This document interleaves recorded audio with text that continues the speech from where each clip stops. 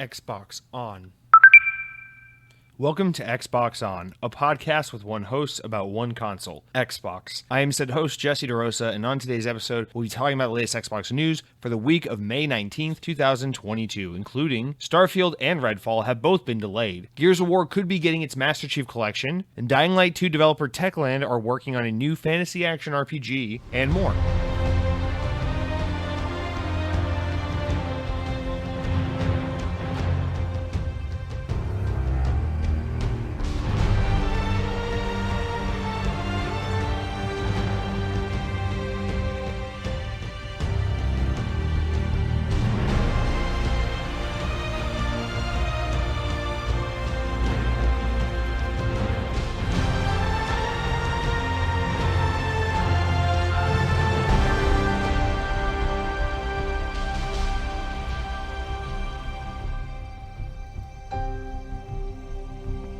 And on this day in Xbox history, Fallout 4 Far Harbor DLC was released on the Xbox One worldwide in 2016. Wow. Doesn't it just feel like it was yesterday? But seriously, real talk, knowing that 2016 was 6 years ago makes me kind of want to burn my eyes out. But hey guys, welcome to episode 154 of the Xbox On podcast. That's right. Again, we're just furthering the point for all of you who were there on episode 150 about a month ago saying, congratulations, 150 episodes. What a big accomplishment. I say to you, well, I see your 150 and I raise you 4 more episodes. Where are you guys at now? Where's the big congratulations now? That's right. But anyway, thank you for being here this week, guys. I'm excited to get into this week's news because, I'm excited to get into this week's podcast because, well, first of all, I'm kind of in the podcast mood. I feel like the past few weeks have been, you know how it is. It's like anything you love. Sometimes you're really in the mood for it. Sometimes you're doing what you got to do.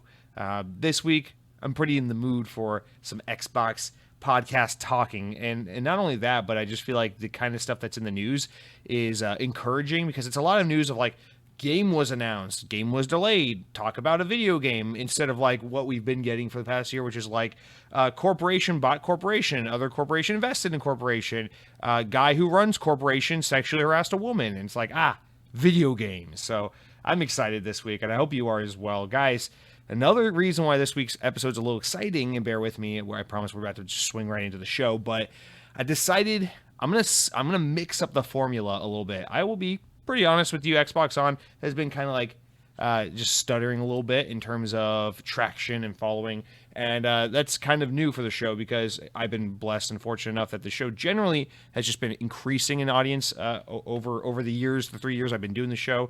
3 years, God. But lately it's been kind of stalling a bit. So, it's my show, it's my job to figure out how to make it more enticing, and I think if I'm trying to think about the show from a perspective of an audience member, of someone who just casually listens to the show, I think maybe one of the issues with this podcast is we go a little too wacky at the top of the show and then a little too serious on the latter half, and that might make it a little bit of a turnoff to some newcomers, as well as people who just want to hear about Xbox and then kind of ease their way into the camaraderie. So I decided for the next couple of weeks, we're going to switch up the formula of the podcast. I'm going to take the comments section that we normally do pretty early on and shift it down towards the end. So after the news, then we'll do comments. We'll do it as kind of like a dessert course, if you will. And then I'm kind of going to remove the games with gold and new game releases because, especially the new game release section, I feel like that's been just kind of dead weight hanging on there. It doesn't really need to be there. And the games with gold really could be a one and done story once a month every time the new games with gold are announced. I don't need to beat you over the head with it every week. So whatever. Long story short, we're going to try a different format, slightly different. I encourage you, if you are generally a vocal person, or even if you're not, anyone who would like to comment in, please let me know your feedback, ways we can improve the show. Always looking to make this show more fun for you to listen to, because I think in turn that will make it more fun for me to make. So appreciate that. And with that news out of the way, guys, we're just jumping into this week's podcast. So we got our opening segment we always do each and every week, stories of mild amusement, updates and stories we talked about last week, corrections if applicable. Of course, there almost are never any corrections because, let's be honest, I'm a goddamn Wikipedia bank of knowledge just waiting to spill my Xbox related guts out to you on this podcast each and every week. But more important than that, guys, for the second week in a row, I'm proud, I'm happy, I'm elated to relay to you that there is no Activision update for us to have to waste our time with. That's right. Mr. Kotick didn't go around touching any boobies this week. No one did any fucking here's some money under the table, hush hush California, let's be friends and you don't make me look bad for being racist. None of that. We don't have to deal with any of that this week. This week, no news is good news. So fuck off, Activision. Go make another Black Ops game because that's all you're good for. And we'll jump into the other stories, updates, bits of mild amusement. Guys, this is actually, I find this one quite interesting. Let's talk about ATLUS. ATLUS, the developers of the popular Persona games. ATLUS, who, of course, owned by Sega. ATLUS, who, of course, pretty much never make games for Xbox. Let's talk about them. So Windows Central spotted this survey that ATLUS had been putting out, looking for feedback from their players on their franchises. And of the 38 questions of the survey, one of them asked, or question 38 of the survey rather, asked, if a sequel in the following game series were to be released, what platform would you want to play it on? And then the answers from, multiple choice answers, they include like PlayStation, all the shit that, that ATLUS generally supports, but also included Xbox. And then on top of that, Persona, to kind of add more context, Persona has basically an exclusive history of being a PlayStation related game. And then their other big franchise, Shin Megami Tensei, has an almost exclusive history of being on Nintendo hardware. So it's pretty much always been the case that ATLUS is either Nintendo or Sony, but never Xbox. They have a very Square Enix kind of Final Fantasy kind of take with their franchises. Generally speaking, of course, a lot of more modern Final Fantasy games do make their way to Xbox, but that was only just a light comparison. Now, fuck off and listen here, because it's important to note Persona has made an appearance on Xbox in the past. In 2012 and 2004, they released Persona 4 Arena and Persona 4 Arena Ultimax, respectively. So those are fighting games. The mainline actual RPG Persona games have never been on Xbox. And we've talked about on this show in particular how I think that's a huge missed opportunity. I think Xbox needs to be more aggressive about trying to get Persona on Xbox. Because this is the thing, is like we've seen, especially in recent years and especially in early years of Xbox history, Microsoft has a good relationship with Sega. Sega owns ATLUS. I don't understand where the disconnect is, that someone can't pull some strings, do some favors, figure out a way to get Persona on Xbox, especially considering that since the release of Persona 4 and more recently Persona 5, that series has really started to blow up and become a big thing here in the West. So you can't even like deflect with the excuse of like, oh, it's a Japanese centric game, so they put on more Japanese centric hardware. The Western audience isn't really into that. It's like, no, dude, Persona 5 on PS3 and 4 was like pretty damn big, and it would have been great on Xbox, honestly. I would have loved to finally given the franchise a try if they had put it on Xbox, and I feel like it's always been a missed opportunity. So this survey, of course, which is often just kind of feeling things out, it's not necessarily indicative of anything that is happening, but it is promising to know that this is at least information that's being vetted and thought out. Paired with the fact that we know ATLUS is still in this weird 1 year celebration thing they're doing, where like every fucking month or something they're announcing some little tidbit news about Persona, and then in celebration of the 25th anniversary of the franchise, and especially later in the year, we're supposed to get like the culmination of all these small announcements to one big announcement, which everyone assumes is probably just going to be the next Persona game. It's probably going to be a proper reveal for Persona 6, but who knows? Maybe this could be the first Persona game that makes its way to Xbox. I don't know. The other thing that always gets me is it's like, well, maybe there's like some kind of contractual deal why Persona can't come to Xbox, because maybe Sony has a deal with them where it's like, they pay a lot of money to keep it kind of platform exclusive or something, kind of like what likely happened with Final Fantasy VII Remake. I don't know, but that kind of gets shot down because, again, Persona has had some spin-off titles on Xbox. Persona also recently had a pretty big spin-off title, a borderline sequel to Persona 5, come exclusively to Nintendo Switch, or was it? It was either exclusive on Switch or it was like Switch and PlayStation. I don't know, but what was it called? Persona 5 Strikers came out like 2 or 3 years ago. That was a Switch game, and so it's like it doesn't seem like there are any legal barriers why they couldn't put these games on Xbox. And again, ATLUS is a Sega-owned company, so I don't see why, in a world where Phil Spencer's always talking about trying to get more Japanese content on Xbox, get Xbox to appeal to a more Japanese audience, and also just, celebrate Japan's gaming culture on the Xbox ecosystem for everyone, including us Westerners, who at times actually enjoy Japanese games. I know it's blasphemous, but I don't always just want to play Halo. I don't know. I just feel like Persona is a very possible and a very viable option. And I'm sure there have been discussions behind the scenes, both at Microsoft and at ATLUS, but like, why have we never seen Persona on Xbox? And I would like to see that change. So this survey, while it's not indicative of anything necessarily, it does get your hopes up and get your imagination going. And who knows, maybe one day we'll actually play a Persona game on Xbox, a proper non-spin-off title, full release, big ordeal. Suck it, Sony. We got Persona 6. Who knows? I'm just dreaming. All right, so that's our first one. See, that's exciting. We're talking about video games. We're talking about hypotheticals. Isn't it fun to talk about video games on a video game podcast? All right, Mr. Kodak, you keep your hands to yourself. All right. Now, VGC as our second little story of mild amusement. Let's talk about a canceled Scarface game. Now, this is a franchise that feels very home on Xbox, but VGC reported that concept art for a canceled Scarface 2 sequel has emerged online this past week. YouTuber Mafia Game Videos shared some screenshots that show that were leaked by former employees of Radical Entertainment, and shows off a Vegas Strip as well as the Nevada desert kind of concept art for this scrap Scarface game.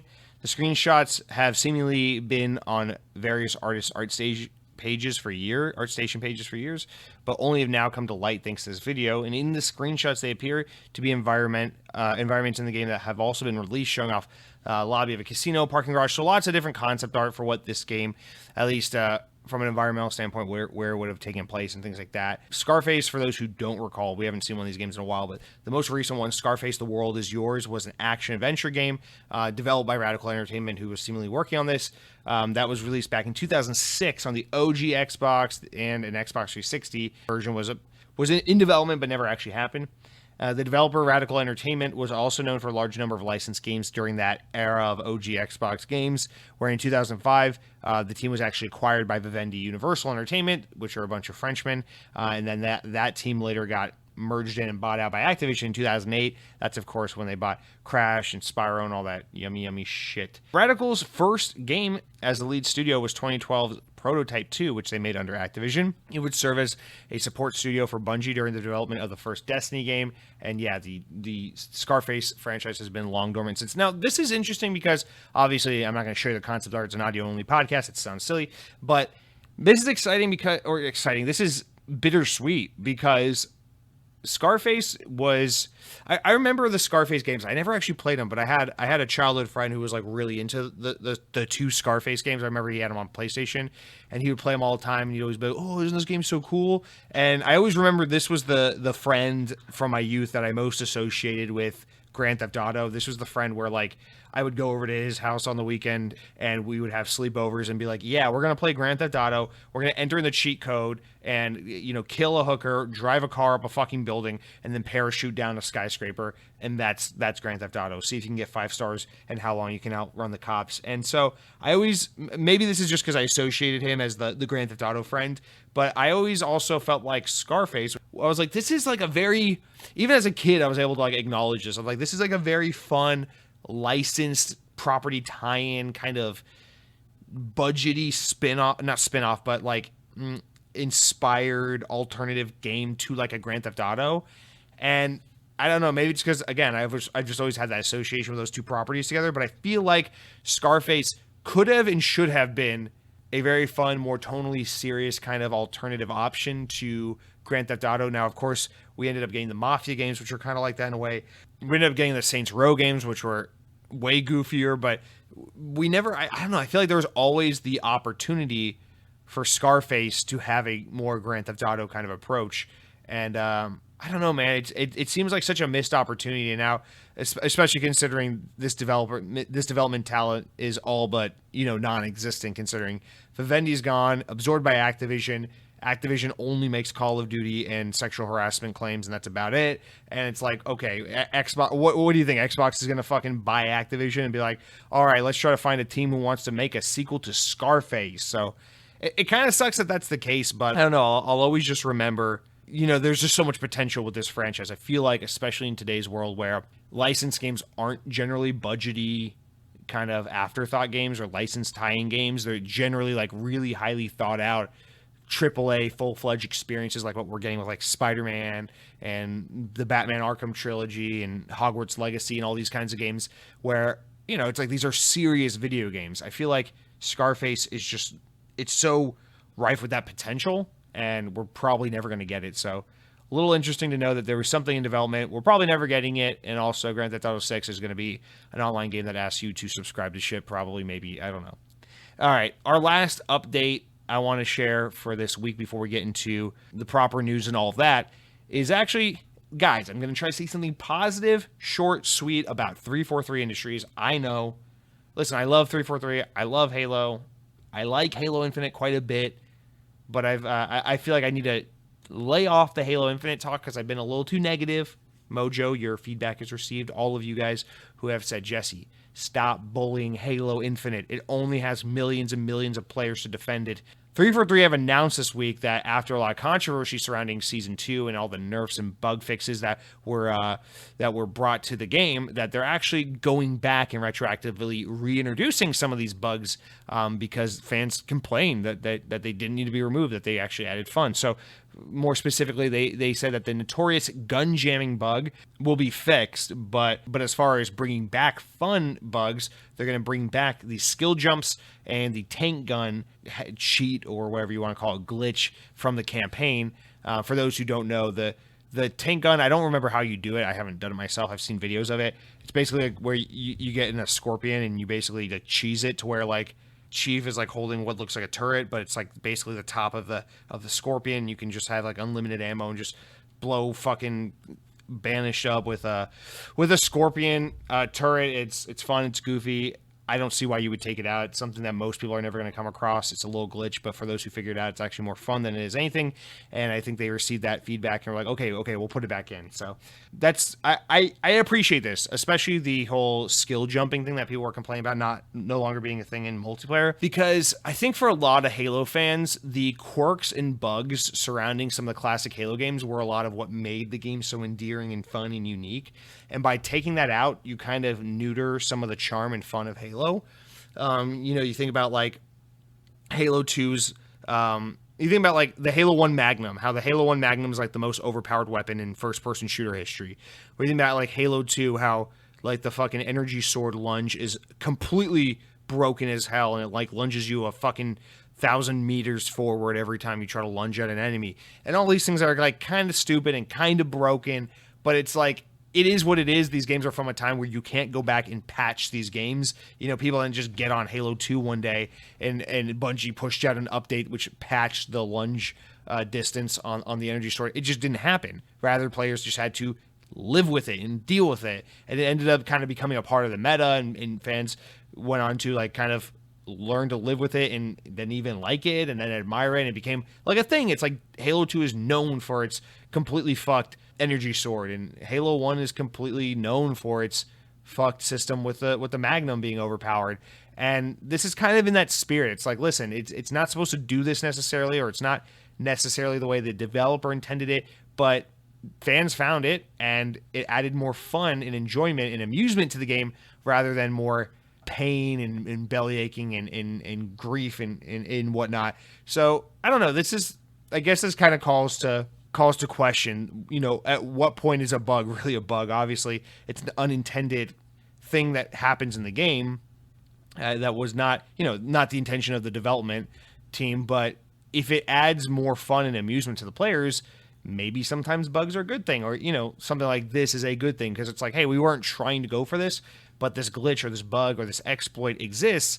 And it's in such a way, especially when you think about like the tank gun. It's like, yeah, I mean, it's campaign. It's not ruining the fun for other players because it's not like you're doing that in multiplayer. It's just a fun like meta thing for fans to enjoy and make fun videos out of and stuff like that. So why fix it? If people are enjoying it, why fix it? And I applaud 343 for acknowledging that and putting it back in there, because I feel like so often these days, everything tries to be so buttoned up and professional and over polished. That's like, no.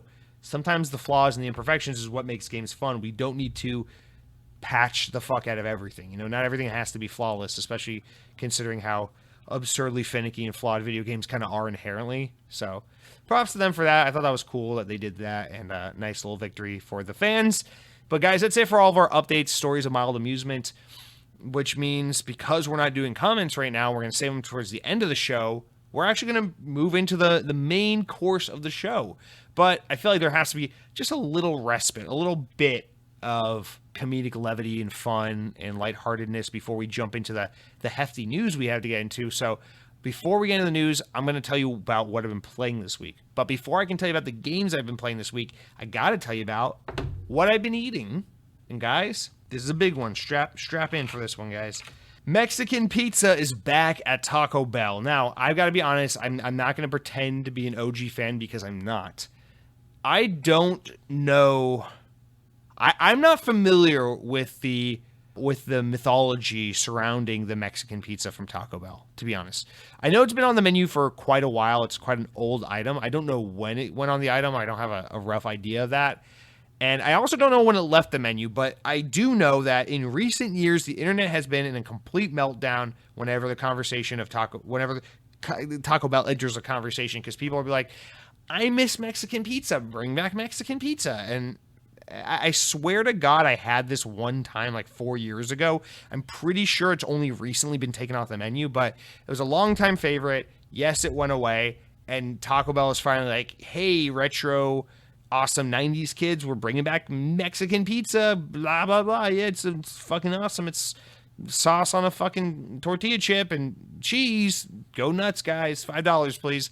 Anyway, they brought back Mexican pizza this week, and they're kind of slowly easing into it. They're trying to do like a hypey, trendy social media thing about it. So like, you have to order it in the app, and it's only available for a few days and all this shit. I'm like, whatever. We talk about Taco Bell so much on this podcast. I feel like I have no real touchstone with this Mexican pizza that people love so much. So I had to go and try it just so I can have some kind of understanding of what this is all about. So today, actually, the day I'm recording this, Wednesday, it's the last day you can mobile order it for this exclusive limit, whatever. They'll probably just put it on the menu regularly after this. But I went on the app while I was at work today. I was like, fuck it. I ordered one. I went to the Taco Bell down the road from me, which, mind you, the Taco Bell next to where I work is the one and only Taco Bell in my entire life I've ever been to where I will say, this Taco Bell sucks. The line's always long. They fuck up every order they get, no matter what. The service is terrible. It's like the worst Taco Bell. And the thing is, like, it's fast food, dude. You have to have low expectations. And I do, generally. I've never... In fact, this is how you know my expectations are low, is because I'm here telling you my 27 years of eating fast food habitually. I have never been to a Taco Bell that I would straight up say is a bad Taco Bell. I've had bad experiences at Taco Bell, but I've never been to a Taco Bell that I would say is, that's a bad Taco Bell. Do not go there. Avoid that location. I would never say about a Taco Bell except this one. Except this one I've only been going to for the past year or two at my work, right down the road from my work. It is the worst Taco Bell ever. So I only say that to say, prep yourself. If I don't always love everything I've tried here, it's probably because I went to a really bad location. But I tried the Mexican pizza. It took them like 20 minutes to make it, and I felt bad. And the only reason I mentioned that is because, again, I wonder if they're like, oh, fuck, we just started serving this. We don't know how to make it properly. Let's figure it out. I'm not saying, oh, it took too long for them to make it. I'm saying, like, it is possible that what I'm about to tell you about my experience trying this dish might not be indicative of how it's supposed to be properly made. I don't know. But I got the thing, and I got to be honest, the Mexican pizza, from the perspective of someone with no nostalgia for this dish, is just okay. It is completely fine. It's like the little circular tortilla, crispy tortilla thing from the Crunchwrap Supreme, and they put like beef and refried beans on it, and then they put another tortilla on it, and then they put like this salsa, which is borderline like tomato sauce salsa, and then they put like cheese and tomatoes on it, and it's like, ta-da, it's Mexican pizza. It's a cute concept. I appreciate the packaging, the way they present it and make it all fun. It comes in like a little pizza box thing, but it's a Taco Bell thing. It's cute. Don't get me wrong. I'm not hating on it from that perspective. I think it's a fun item to order and to eat, but I found it to be pretty meh. It's not bad by any means. It tasted fine, but man, it's like refried beans and beef and just fucking shredded cheese with tomatoes. It's like, dude, this is Taco Bell we're talking about, man. You can get the Crunchwrap Supreme. You can get the fucking chicken chalupas, which are god tier food. They always have some fun new item. They had that fucking burrito with the white, crispy, hot fries, ranch, steak, whatever thing that I was raving about a few weeks ago. Like, there's always something really inventive and really creative and really new to try to talk about. And it's usually pretty damn good. And then they have their mainstays, like I just mentioned, with the Crunchwrap Supreme or the fucking quesarito or any of these things that are so damn good. And so I guess my thing with the Mexican pizza is like, yeah, if Taco Bell's menu were just like tacos and shit like that, it's like, oh, you can get tacos at Taco Bell, then I would say, yeah, Mexican pizza is one of their better items. But considering just how stellar some of their other items are, I can't help but feel like this is either one, I'm missing something because I don't have this built-in nostalgia for the item, so I can't understand what other people are excited about here. Or two, I just had a bad experience because I went to the worst Taco Bell and they didn't know what they were doing and everything kind of went wrong. Or three, it's just that it's a good item, but it's the elements that comprise this item are rather uninspired and just tame compared to some of their more inventive items that end up winning, like the fucking naked chicken chalupa and stuff like that. Like that's cool, man. That stuff's yummy. But Mexican pizza, I'm glad it's back for those who missed it and love it. I know people are really excited to have it back, and so I'm happy for those people. I hope it's here to stay. And it's not bad by any stretch of the imagination. In fact, if you're a Taco Bell fan, if you're a Taco Bell connoisseur and you've never had a Mexican pizza, I think it's totally worth trying once. Just to say you've had it, you're not going to regret it. You're not going to spit it out and say, "Oh, that's gross." It's good. It's fine. But the fucking Crunchwrap Supreme, those loaded grillers, baby. I mean, come on. But that's what I've been eating this week, guys. Thank you for enduring with that. Now, let me tell you a little bit about what I've been playing this week. And guys, I actually, surprise, surprise, as I've been saying the past 3 weeks, listen, I'm going to be honest with you. I've been in one of those moods where it's like I just haven't been in a huge video game mood. I have plenty of other things distracting me. A lot's been going on with my job that's been keeping me plenty busy, plenty of just energy just completely drained and run out by the end of every day. And spending my weekends in, just spending time with some other hobbies. I spent a lot of time cleaning the apartment this week. So busy guy. I got cats to pet. I got fucking toilet bowls to scrub. There's things going on. But I did make time for one new game that I played for about 3 hours last night, and have got to say I'm very, very glad I played this game and very excited to talk to you about it and very excited to play more of it. And that game is Evil Dead, which came out, like last Friday or something like that? It came out a few days ago. But guys, Evil Dead is great. I'm really excited to talk to you about this. Now, when this game was first announced, I was instantly like, "Ooh, I hope this is like the spooky horror licensed game that I finally want to play," because if those who listen to the show a long time might know, I've said many, many times before, I love Halloween, love goofy, spooky shit, love the festivities and the theme of it. I love haunted houses, love horror video games generally. I really hate horror movies, but the one exception for me has always been Evil Dead. I don't know what it is about it. I think it's just because my brother was a huge fan of it growing up, and I was just exposed to it a lot. But I have a real love and soft spot for Evil Dead. Maybe it's the campiness of it and just the over-the-top goofiness, or my undying love for Sam Raimi, director Sam Raimi, because, of course, he made my favorite movies as a child, the Spider-Man trilogy, the one and only correct Spider-Man trilogy. I don't know. I was really hoping this game would be good, but I had very tempered expectations because I, for one, am not a Dead by Daylight fan. But Evil Dead, I gotta say, I'm very, very relieved and happy to relay to you that I think it's a very good game. Now, this game is 100% a very budgety, kind of multiplayer-centric game. There's a reason why it's $40, multiplayer only, all these things. But none of that is to its detriment. In fact, I would say the only real issue with the game is that it's definitely got some early launch era bugs that definitely need to be taken care of. And my brother and I played extensively last night and ran into a handful of bugs that never really broke the experience or made it not fun, but definitely got in the way of what we were trying to do. And so, things like one of us died and then the other one glitched out of the map, and the game wouldn't register them as dead, but also wouldn't let them play, and just all this kind of stupid shit. I gotta say, Evil Dead is so good. So let me try to quickly, because I feel like there's just so much confusion about what this game is, because it looks like Dead by Daylight, but it's got some battle royale elements to it, and it almost kind of markets itself like it might be even a single player game.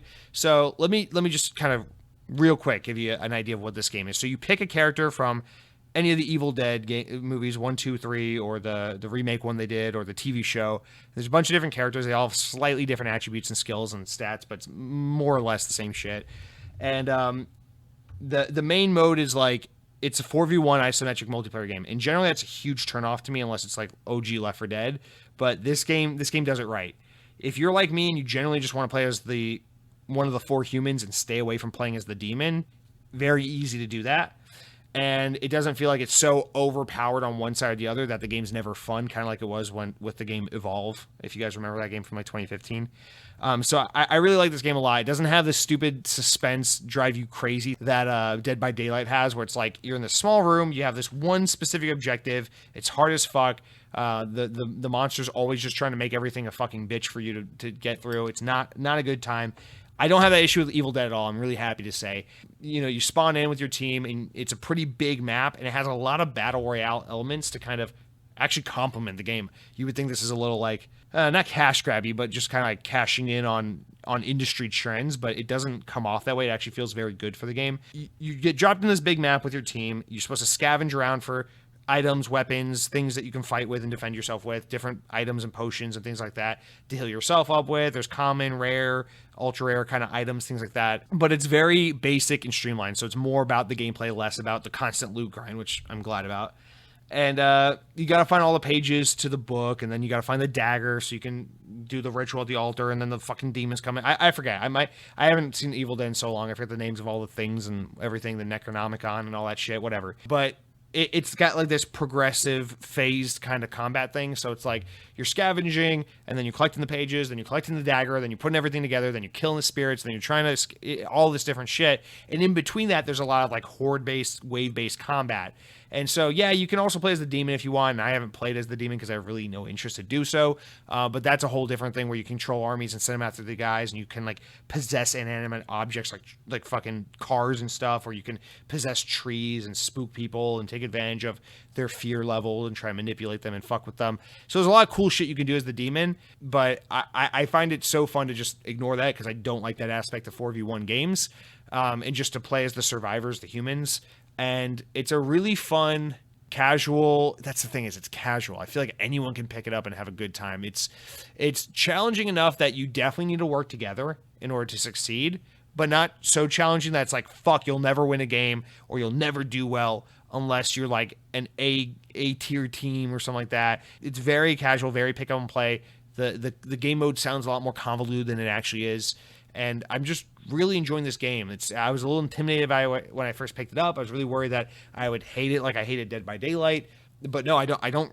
$40 well spent. I don't regret it at all. I think everything it comes to you really fast. It's very easy to just pick up and learn what the game's trying to get you to do.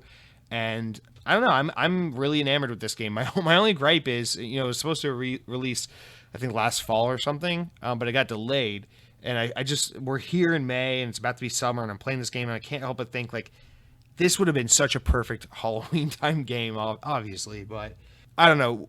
Considering how big of a letdown Back 4 Blood was for me, and the fact that I just haven't been able to have that Left 4 Dead kind of replacement game in a long time. Don't get me wrong, I'm not saying this game is nearly as good as like Left 4 Dead 1 or 2. It's not.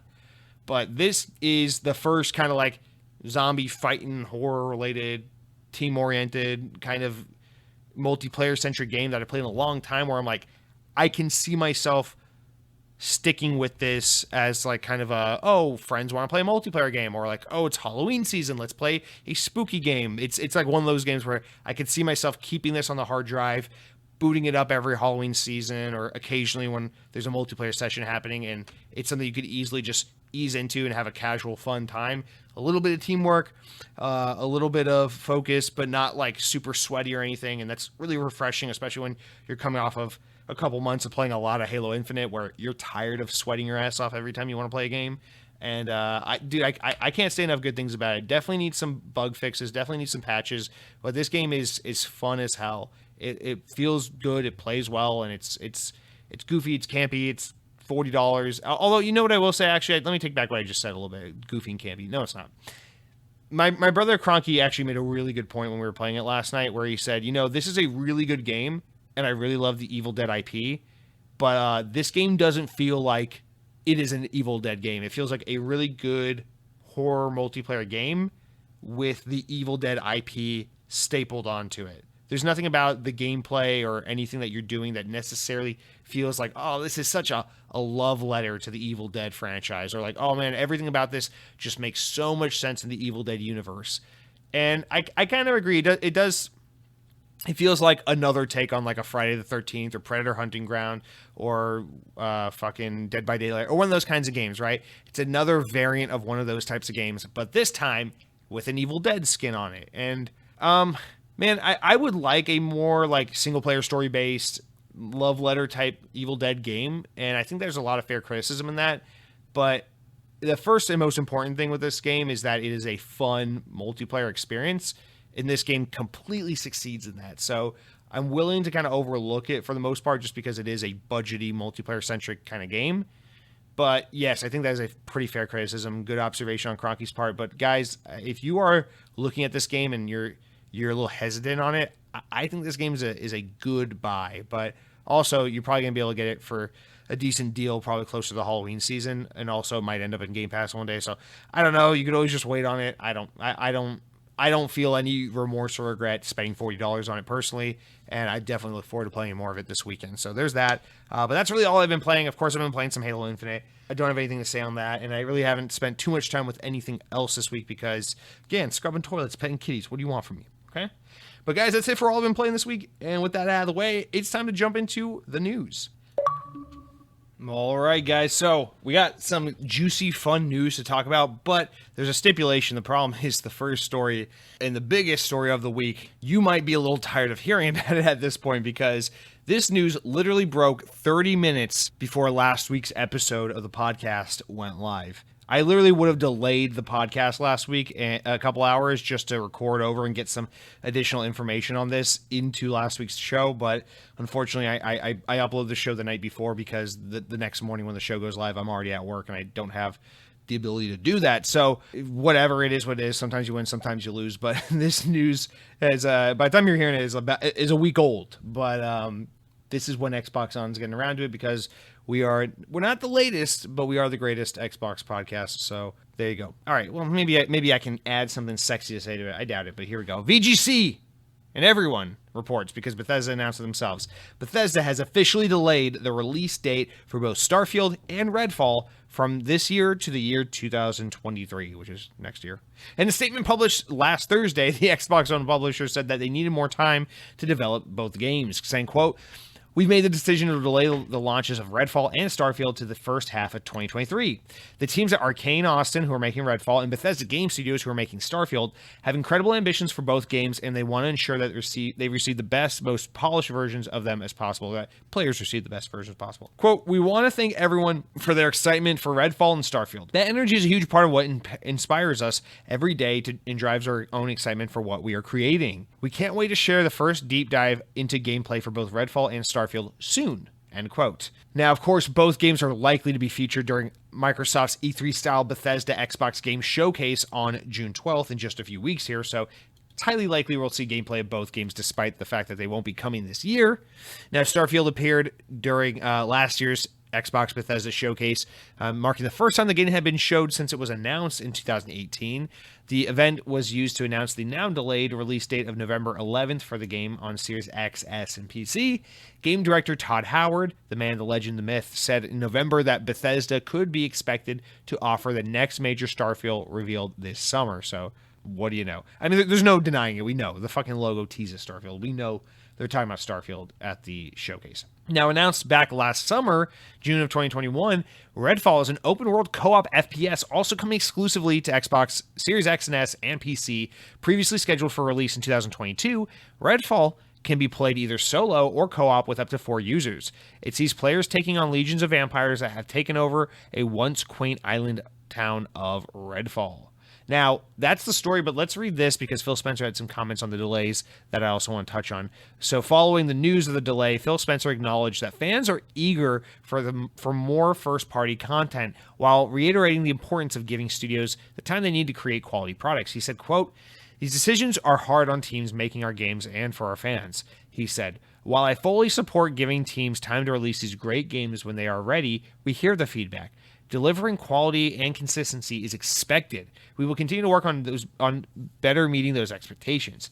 It's unclear how recent the decision to delay these games was made, but Spencer had earlier in last week visited both teams at Bethesda. Okay, we'll get to Phil Spencer's comments in a little bit because whatever. First thing is, having just talked about Evil Dead, I really hope Redfall doesn't end up becoming one of those games where I'm like, it was supposed to come out close to Halloween in 2021, and it would have been perfect for that season. But it ended up coming out in March of 2023, and it's just not a very fun spring game. But no, all joking aside, what can be said that hasn't already been said? I want to focus on this because I think this is the most important thing. We have a culture in gaming these days that is announce a game, tease it, hype people. Wait a year, tease it again, whatever. Throw a fucking release window on it. Who gives a shit?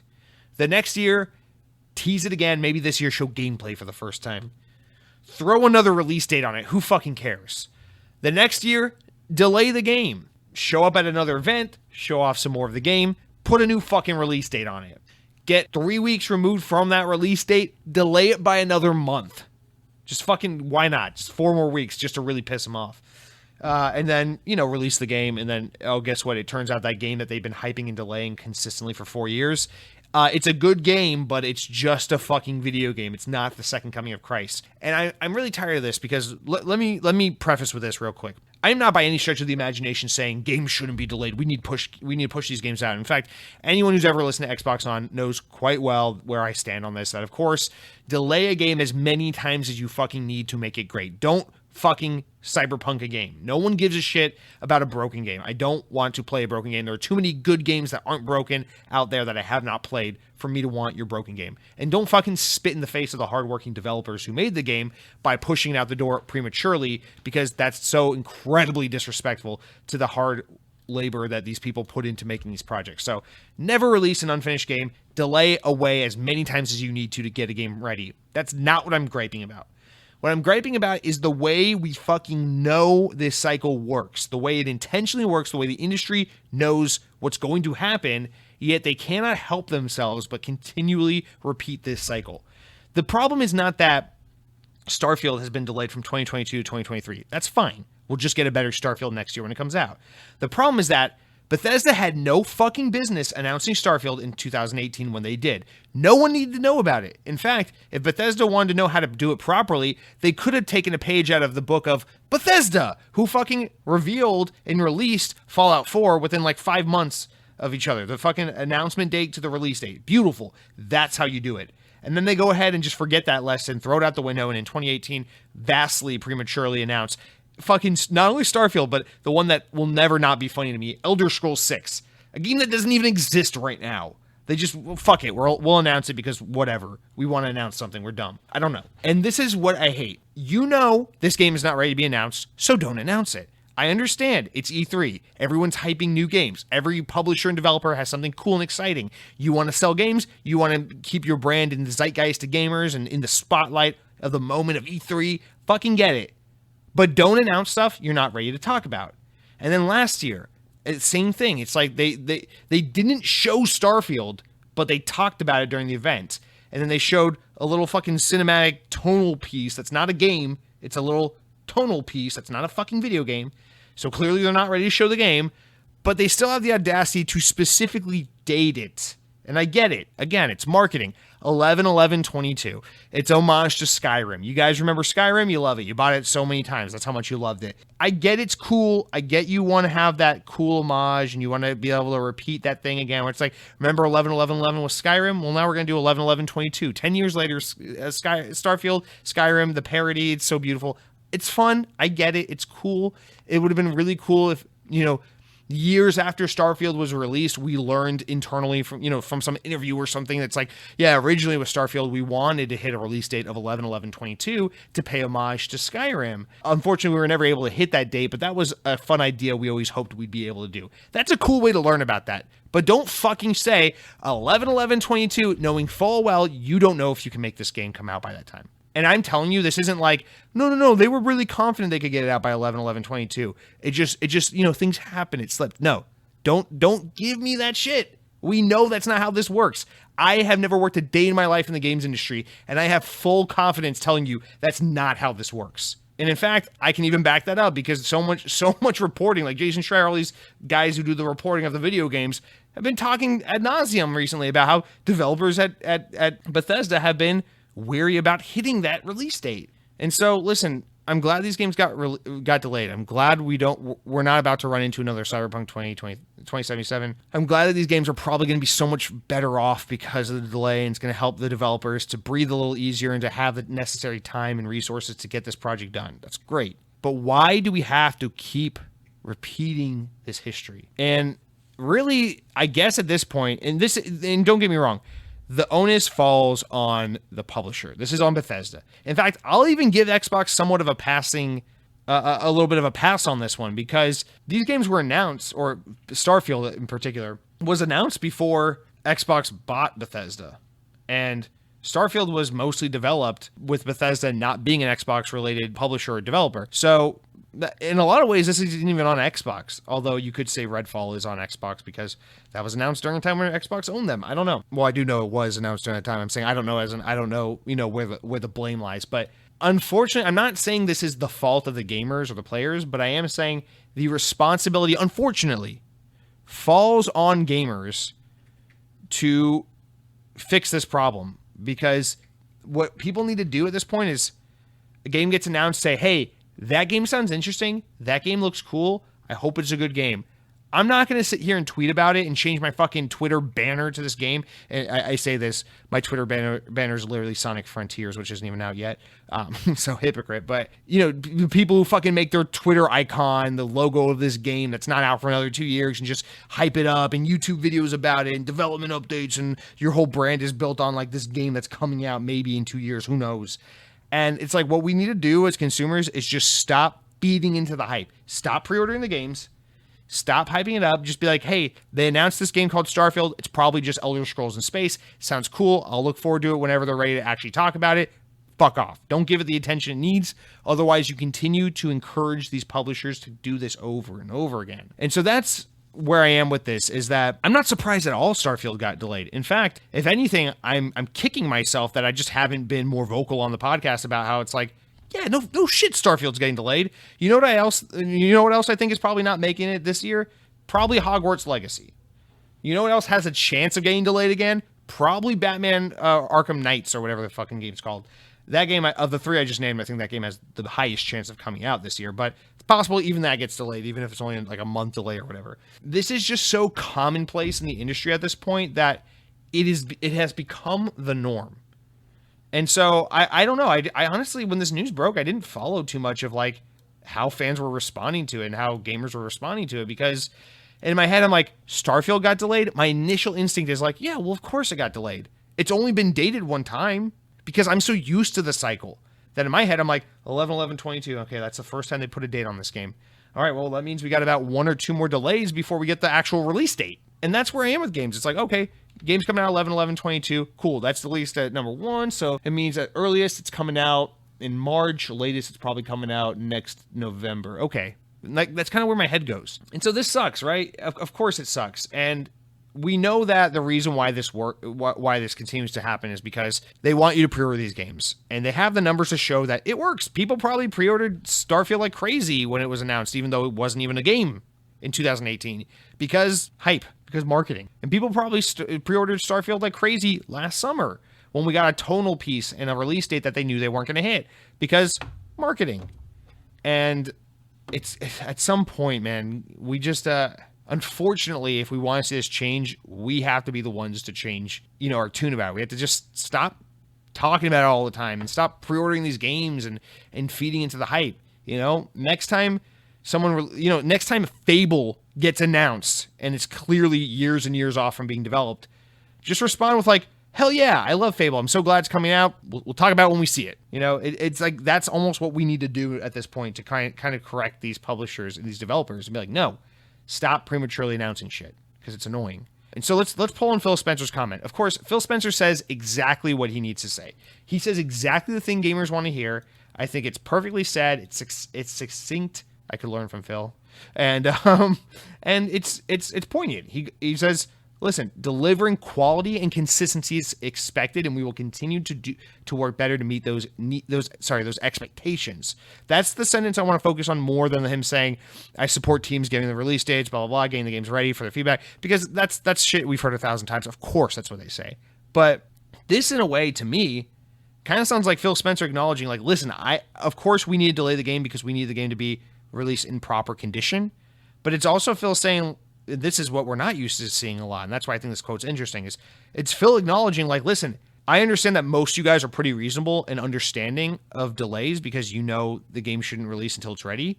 But I also am sensitive to the fact that you guys as an audience, as gamers, get frustrated when it's like we show you the roadmap of what's coming as far as first-party content, and then when things get delayed or moved, and then we get huge gaps in the release schedule, that's frustrating because there's no consistency with what to expect and when to expect it. But we also need to hit that quality mark, and so it's that balancing act of consistency and quality.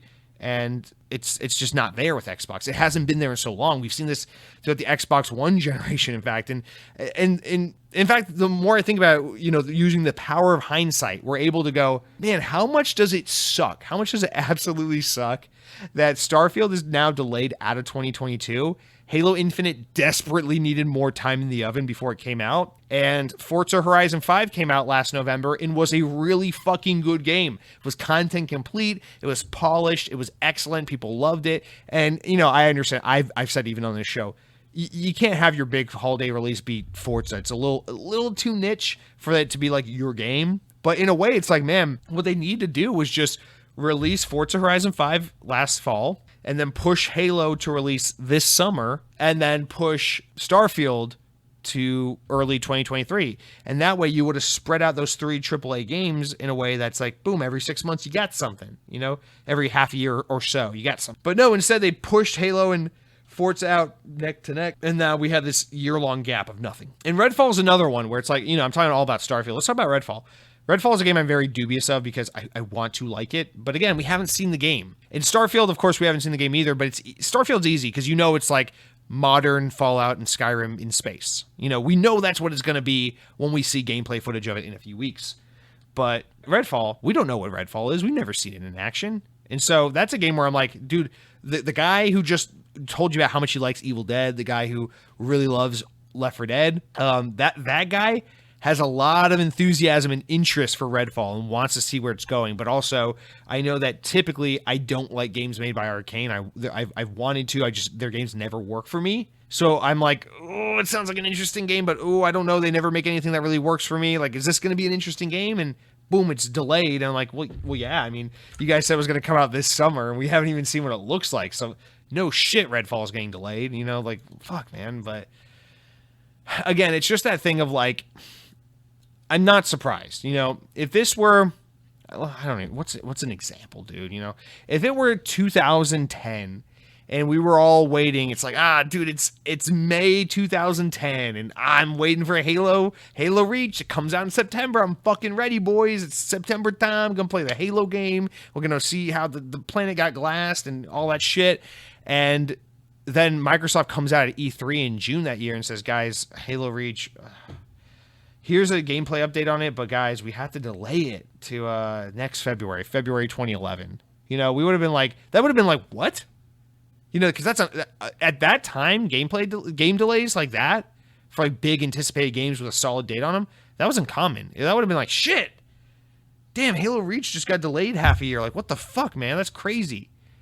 But in the year 2022, if you told me Halo Infinite's getting another delay or Starfield's getting delayed, I'm like, well, yeah, of course. It's only been dated 5 times, of course. You have to date a game at least 7 or 10 times before it can come out, of course. And there's always there's the big delay, the second medium-sized delay, and then there's always that little punt. I feel like Sony games in particular do this a lot. It's like they announce a game, they delay it a year, they delay it 6 months, and then they delay it like 3 or 4 weeks. I love that little one where they're just like, yeah, these 3 or 4 weeks, that's what we need.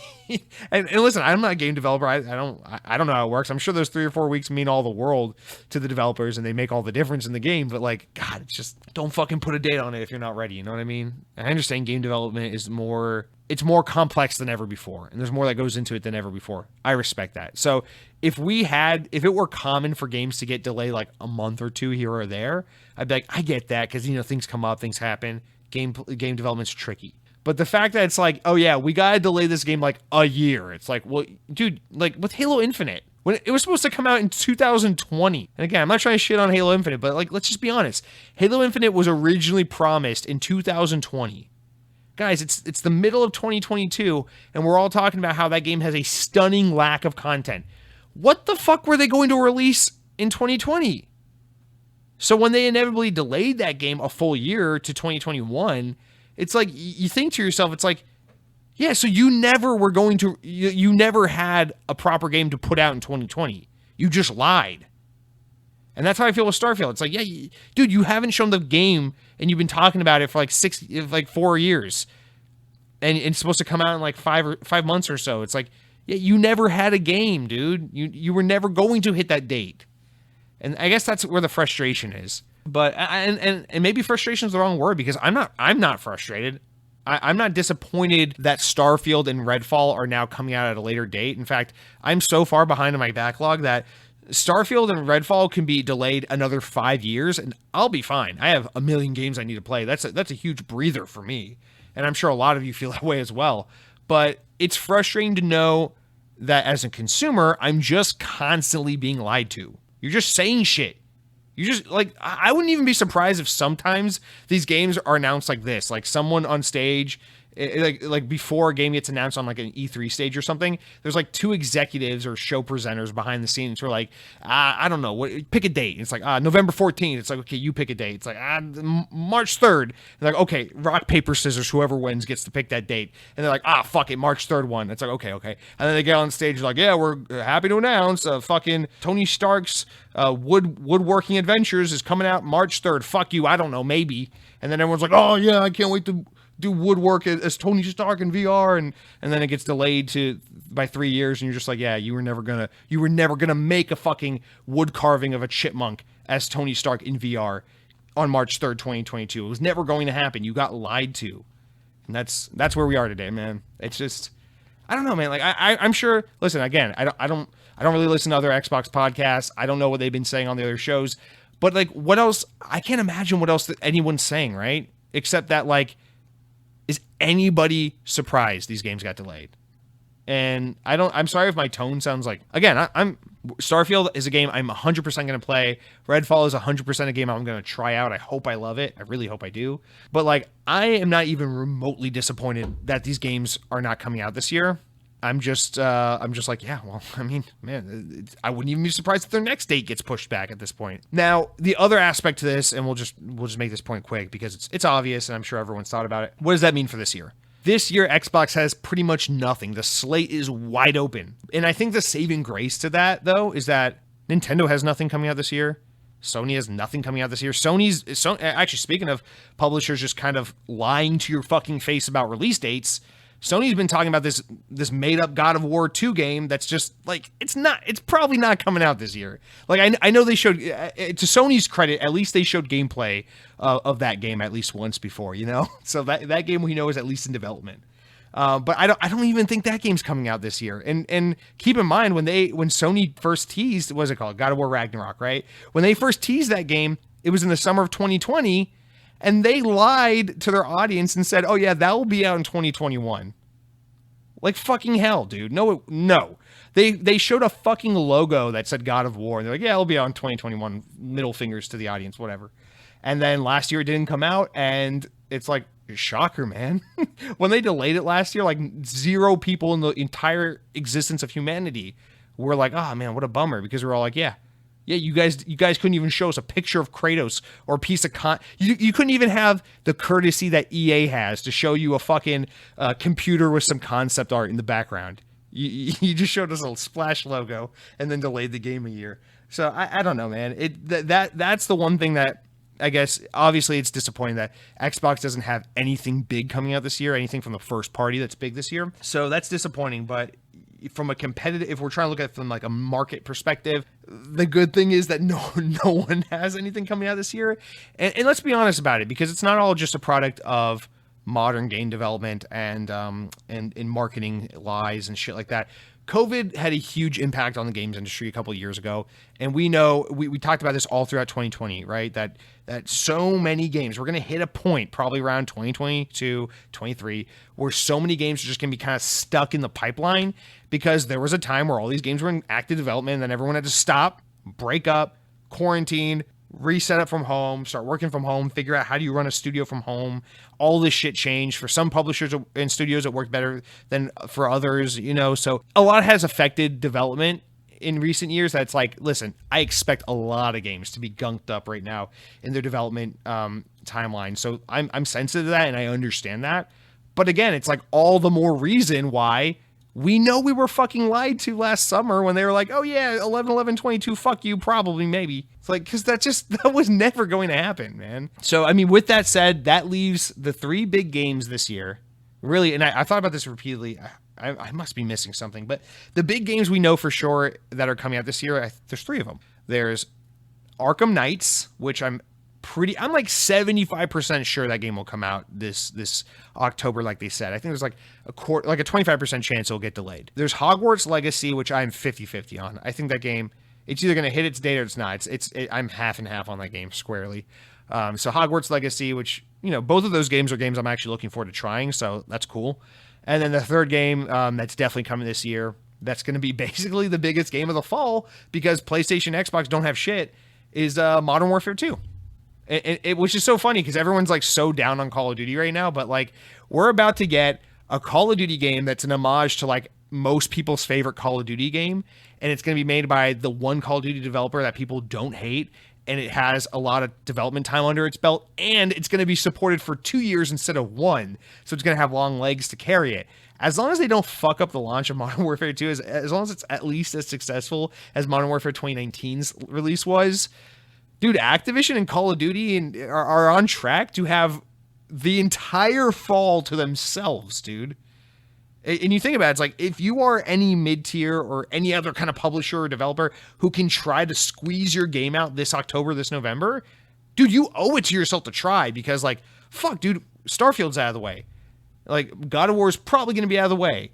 I'm pretty confident that there's a decent chance Harry Potter won't even be there. So it's like, I don't know, man. This is a good fall season for some underdog to swoop in and be like, hey, fuck it, buy us this Christmas because what else are you going to play, But yeah, that's really it, dude. It's Batman, it's Harry Potter, and it's Call of Duty. That's it. I mean, lucky for players like me, I think all 3 of those games are games I want to play and I'm looking forward to. And like I said, you could delay all these games indefinitely and I'd be fine because every time I turn on my Xbox, it's like, please delete something from the hard drive. I need storage. And I'm just like, but what about all this 2.5 terabytes of games I've been meaning to get to for 10 years, So whatever. There's always something really amazing to play, especially with Game Pass and with Games with Gold and with our ever-growing backlogs and libraries. There's always something excellent to be played, but everything's delayed. Nothing's coming out this year, and I'm not even upset about it. I'm just tired of publishers just getting on stage and lying to our fucking faces so that we'll go to GameStop and put $5 down on Starfield and maybe even pre-order the Prima Guide or whatever the fuck they try to sell. I don't know. I haven't been to GameStop in so long. I don't know how they try to sell you now. Maybe they try to sell you a Funko Pop with it. I don't know. All right, so that's our big story this week, guys. Let's jump into our other stories, of which, I think we got a pretty solid news week. It's just interesting stuff to talk about, but nothing that I have as much to say on as I did with that delay, although I didn't really expect. It's Xbox on, man. I'll always find a way to stretch it out, even if I don't mean to. VGC relays that the Dead Space remake's release date has been announced. Red alert, guys.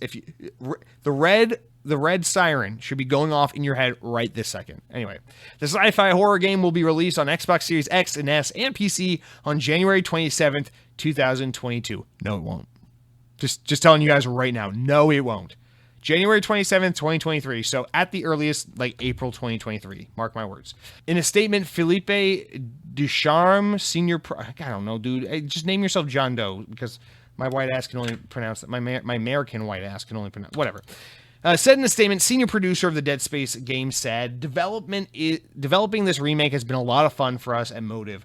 And as we are true fans of the franchise, and I want to treat it with the respect that it deserves, it's been equally exciting to see players' reactions as we're taking them on this development journey with us. Ducharme also said that the game is making great progress on the road to hitting alpha, which they're happy to announce the game will be launching in January of next year. So it's on the road to hitting alpha and it will be out in 7 months. Okay.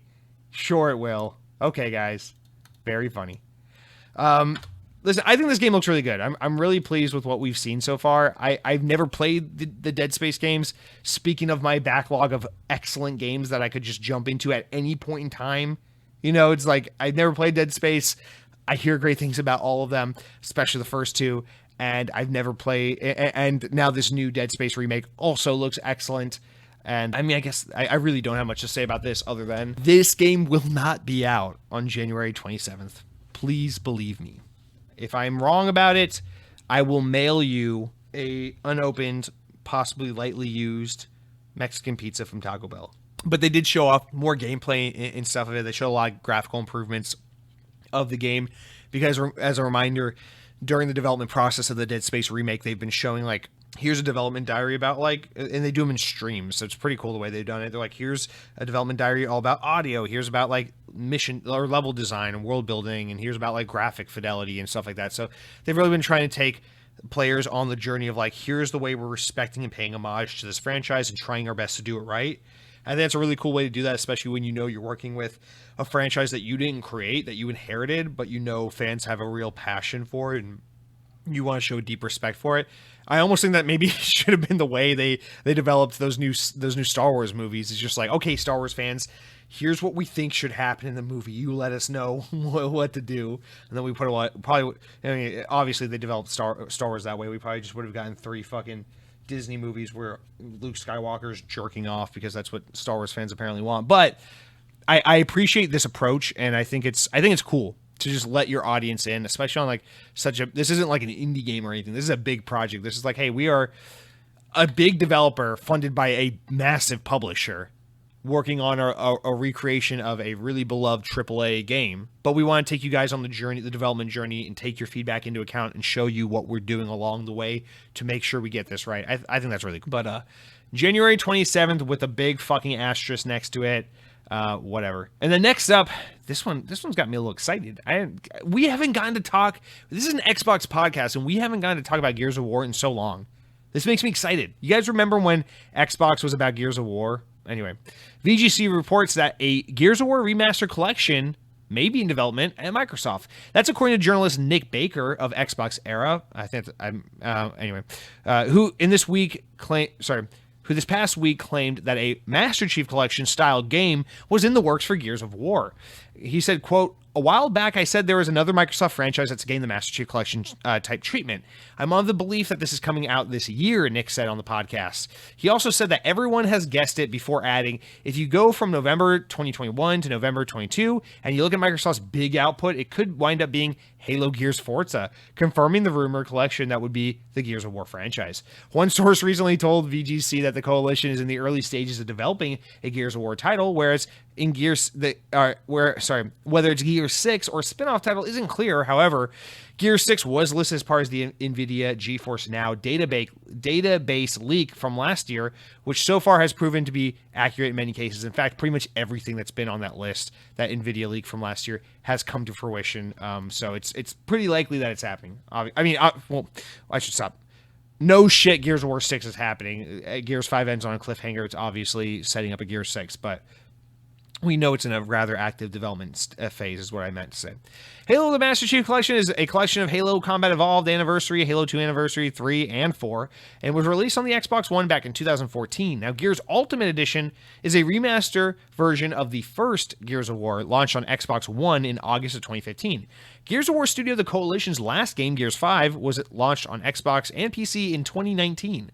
The Coalition is also said to be working on a new IP, according to job listings posted last July. So I'm really curious to get our update from the Coalition. And no, I'm not asking for the Coalition to just give us a splash logo of Gears 6 and put a made-up date on it.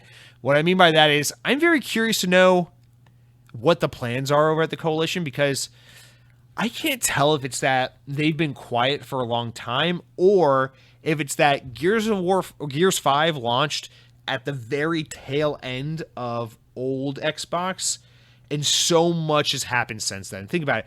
Gears 5 launched it was September 5th I don't know why I'm so good with dates. This is such a weird superpower to have. I can't do anything except remember dates. Gears 5 launched on September 5th, 2019. And then immediately afterward, or not immediately after it, but just short months afterwards, COVID happened, lockdowns, fucking every game developer went bye-bye, goodbye, go home and make a game. Xbox Series X was announced just before that in December of 2019. And then in the fall of 2019, they bought Bethesda. And ever since then, Xbox has been a very different brand. It's been, let's get the Xbox Series X out the door. Let's see how the pandemic has affected all of the games industry. Hey, we bought Bethesda. And more recently, hey, we bought Activision. And here's Halo Infinite, and let's get Halo Infinite out the door. And Halo Infinite got delayed, and everyone's mad, and here's the game again. Now you like it, now you don't. Here's the fucking beta.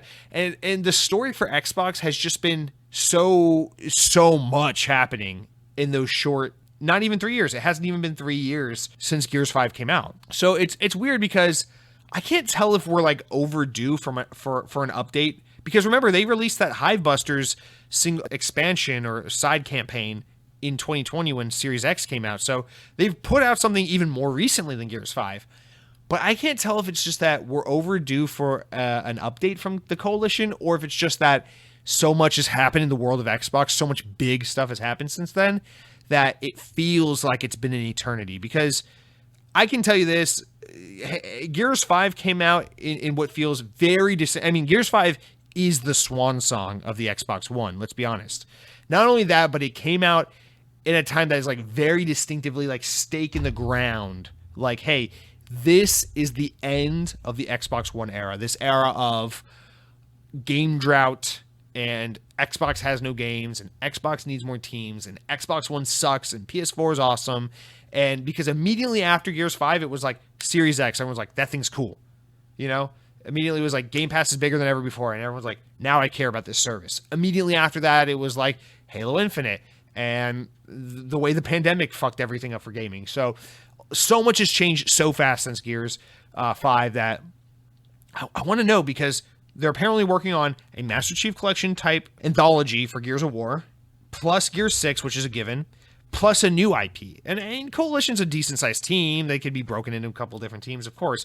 In fact, we got Gears Tactics, which they co-developed, that came out in 2020. I'm forgetting about that as well. But I want to know what the hell this new IP is, because I guess there's just this expectation that like Coalition does Gears and Gears only. 343 does Halo and Halo only. If the Coalition's working on something that isn't Gears, I think that's incredibly interesting, because that's a very like Sony studio approach to an Xbox team, you know, where Sony studios are kind of given the free reign to be like, hey man, we get it. You guys used to make fucking Crash Bandicoot. Now you're making Jak and Daxter. Okay, now you're making Uncharted. Now you're making The Last of Us. That's what you do. Okay, you mature, you move on, new thing. I think it would be good to do that with the Coalition. I think if you can tie up Gears of War with a nice little bow on it after Gears 6 and then move on to something entirely different. Like if we see, like imagine if we saw the Coalition do like kind of what like what's that Sony developer that makes Horizon Zero Dawn, Guerrilla Games.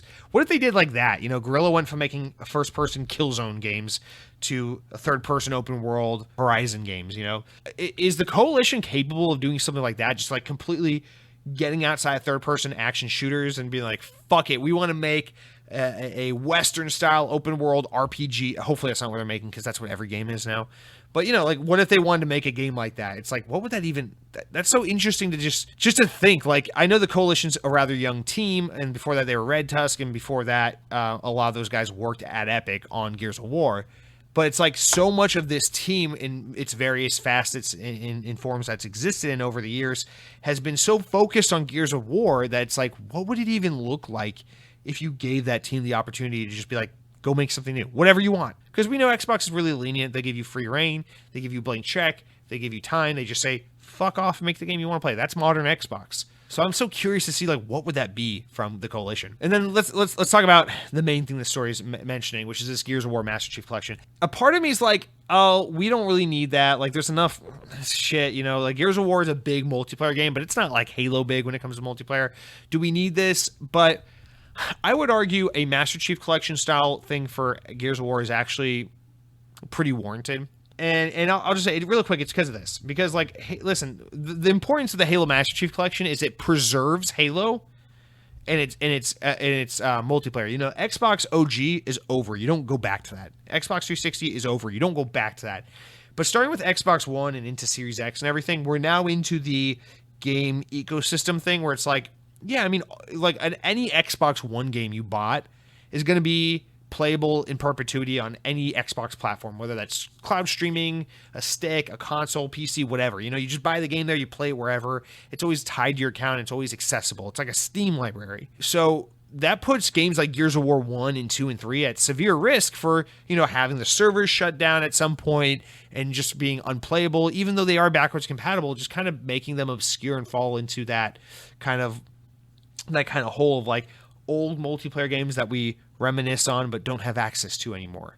And so I think doing a Master Chief Collection style thing for Gears of War, which is a super important franchise for Xbox's history, is a cool idea because this allows you the opportunity to get all the Gears of War games on one modernized platform so that its multiplayer suite from 1, 2, and 3 and so on can live on in perpetuity. I think that's a really important thing to do to preserve games. Because think about it, like Halo 1 and 2, or Halo 2 did get its multiplayer servers shut down before Master Chief Collection ever even came out. There was a time where you could not play Halo 2 online anymore. And so that's what's important more than anything about Master Chief Collection is it preserves Halo so that younger generations who are just getting into Xbox and Halo for the first time can go back and easily access Combat Evolved and Halo 2 and experience them in a preserved and modernized fashion so that it feels as fresh to them as it did to us when we all played it for the first time in like 2004. Like that's the importance of that, you know? And so I think it is a good idea to do that with Gears of War, especially considering that Gears of War multiplayer has always been considered pretty consistently strong. It's not like Halo where it's like people love the first 3 games and then they're mixed on Reach and then they hated 4 and then they liked 5's multiplayer but they still shit on it but they didn't like the campaign. Gears of War doesn't have that. From my understanding, people pretty unanimously love like every single Gears of War's multiplayer. You know, I know 2 is regarded as like 2 and 3 are regarded as like the king when it comes to the Horde mode, but in general the multiplayer output from every Gears of War game is generally considered to be pretty great. So I think this is a good idea to preserve this franchise that is a quintessential Xbox experience. I just don't know that you need the coalition to necessarily do this. I feel like this is a project you could outsource, and maybe it is. In fact, Master Chief Collection has a lot of work that was outsourced and things like that. I would not be surprised to learn that this game is real and it's like being co-developed between Coalition and maybe 1 or 2 other teams. But I hope it's real, and I think this is cool. I think this is really cool to give, you know, it might seem redundant in a world where, yes, you know, Xbox is so good at backwards compatible that you can just play an Xbox 360 game and now on your Series X it randomly just has HDR and runs at 60 FPS, and because it's beautiful and that's how Xbox works, and it's one of the great features of the console. But I don't know, man, like the Master Chief Collection has grown to be such a big celebration of Halo, and I feel like Gears of War deserves that as well because, you know, it's Xbox. It's not as Xbox as Halo is, but it is, you know, Gears of War kind of is to Xbox 360 what Halo was to Xbox OG. The only difference is that I think the 360 obviously would have been successful with or without Gears of War, but it was like the first quintessential game on the Xbox 360, although I guess you could argue that was also maybe Oblivion. I don't know. I'm hoping this one's real. I've seen a couple people be like, I don't know if we necessarily need that. I think this would be cool. Yeah, Coalition. I'm really excited to see. Obviously, you're working on Gears 6, but what's that other IP? Please don't put a date on it until you're ready to really show it off and you're confident. All right, next up for our next story, VGC relays that Polish developer and publisher Techland have announced they're working on a new open-world fantasy action RPG. Quote, are you ready to begin a new thrilling journey with Techland? The Dying Light makers said on Tuesday. We are hiring for an unannounced AAA open-world action RPG in a fantasy setting. The company currently has almost 70 open positions across various disciplines, including animation, art design, development, and production. The team is responsible for new IP, including a number of former CD Projekt Red staff, including open world director Bartosz Oshman, Cyberpunk 2077, Witcher 3 talent, narrative director Karolina Stachura from Witcher 2 and Witcher 3, narrative lead Arkadiusz Borowick from Witcher 2 and 3, and also working with the gamer creative director Mario Maltezzo of Prince of Persia and Mad Max, and lead game designer David McClure from Deathloop, and lead animator Kevin Quaid of Horizon Zero Dawn. Techland's most recent game, Dying Light 2, was released just this past February on console and PC and sold 5 million copies during its launch month. The company says that they were very happy with what they've accomplished with the franchise so far, but the CEO of Techland, Pawit Marshwaka, says, moreover, our journey with Dying Light 2 Stay Human has only just begun as we plan to continue the game, blah, blah, blah, 5-year plan, exceeded content, blah, blah, blah, post-launch stuff. At the same time, our ambition is to improve a brand with new IP that is vastly different from what we have been doing for the past several years. We want to create a full next-gen experience, a new fantasy epic set in a sprawling open world, fueled by skills and experiences we have gained as a team over the years, infused with new ideas, passion, and creativity. While we can't share more details about the project now, we're truly invested in and looking forward to showing it to gamers when the time is right. I love this. So this is different. Not to contradict myself, this is different. This is like a lot of what we've seen in the past year or so, where game development talent is getting gobbled up left and right, and it is hard to really get these teams fully staffed up right now. So this is not an announcement to be like, hey, fans of Techland, we're trying to prematurely announce a game. This is them saying, hey, developers, we need talent on this new project. Here's what we're working on. Please consider applying to a job. We need to get this game in full development stack, under full development ASAP, or, sooner rather than later at least. So that's why we're getting an announcement here. This is not to be like, hey, fans, we know our new game just came out 3 months ago, but we're already announcing the next game because fuck, why not? That's not what this is. So I do want to be clear about that, just because obviously it would be hypocritical to what we were talking about in the first story. In fact, they even say that. They literally say, we cannot wait to share more details, but we look forward to talking about it with gamers when the time is right. They're literally addressing developers, not players, in this announcement more than anything. But hey, the news is out there and we get to talk about it. So this is interesting because Techland's a weird developer. When they were with Deep Silver doing Dead Island, dude, that game, I don't care what anyone says. I always meet people who want to defend it. Stop defending Dead Island. Dead Island sucks. Dead Island sucks so bad. The definitive edition, after all the patches, everything. The game just sucks. Dead Island is not a good game. Very bad game. It's like shitty Far Cry, cringe writing, very misleading marketing. I don't like that game. But Techland beyond redeemed themselves when they released Dying Light. I played the first Dying Light around the time it came out. That game is so phenomenal. It is everything that Dead Island should have been and more. The story is cool. The characters are cool. It's not cringy. The parkour is excellent. The whole like zombies come out at night. It's way more dangerous, risk reward kind of thing with going out at night and doing shit. It's so awesome. I really, really love Dying Light, the first one. I have not played the second one yet. I will. I plan on getting to it sometime this year. Probably waiting for a price drop, but I assume I'll like Dying Light 2 as well quite a bit. The thing I'm hung up on and confused about is I think the secret sauce to Dying Light more than anything is its parkour. Because Dying Light to me, while yes, it has a lot of Far Cry in its spirit, it has a lot of Dead Island and zombie game kind of DNA going for it. I don't think the zombies or the open world first person RPG thing is what makes it so special. I think the thing, well, kind of. I think the thing that makes Dying Light so special is the parkour mechanics that they fucking nailed. They feel so good.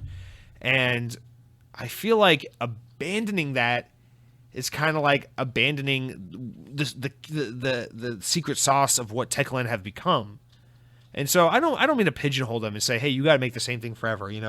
Make medieval parkour or future parkour or zombie parkour, but make sure it's parkour. I don't mean to pigeonhole them and tell them what to do, but the idea of them doing, just based on this vague announcement, a AAA open world action RPG in a fantasy setting, my mind immediately goes Fable, Skyrim, Witcher, Dragon Age, just on and on and on. It's like we have so many of these. Horizon.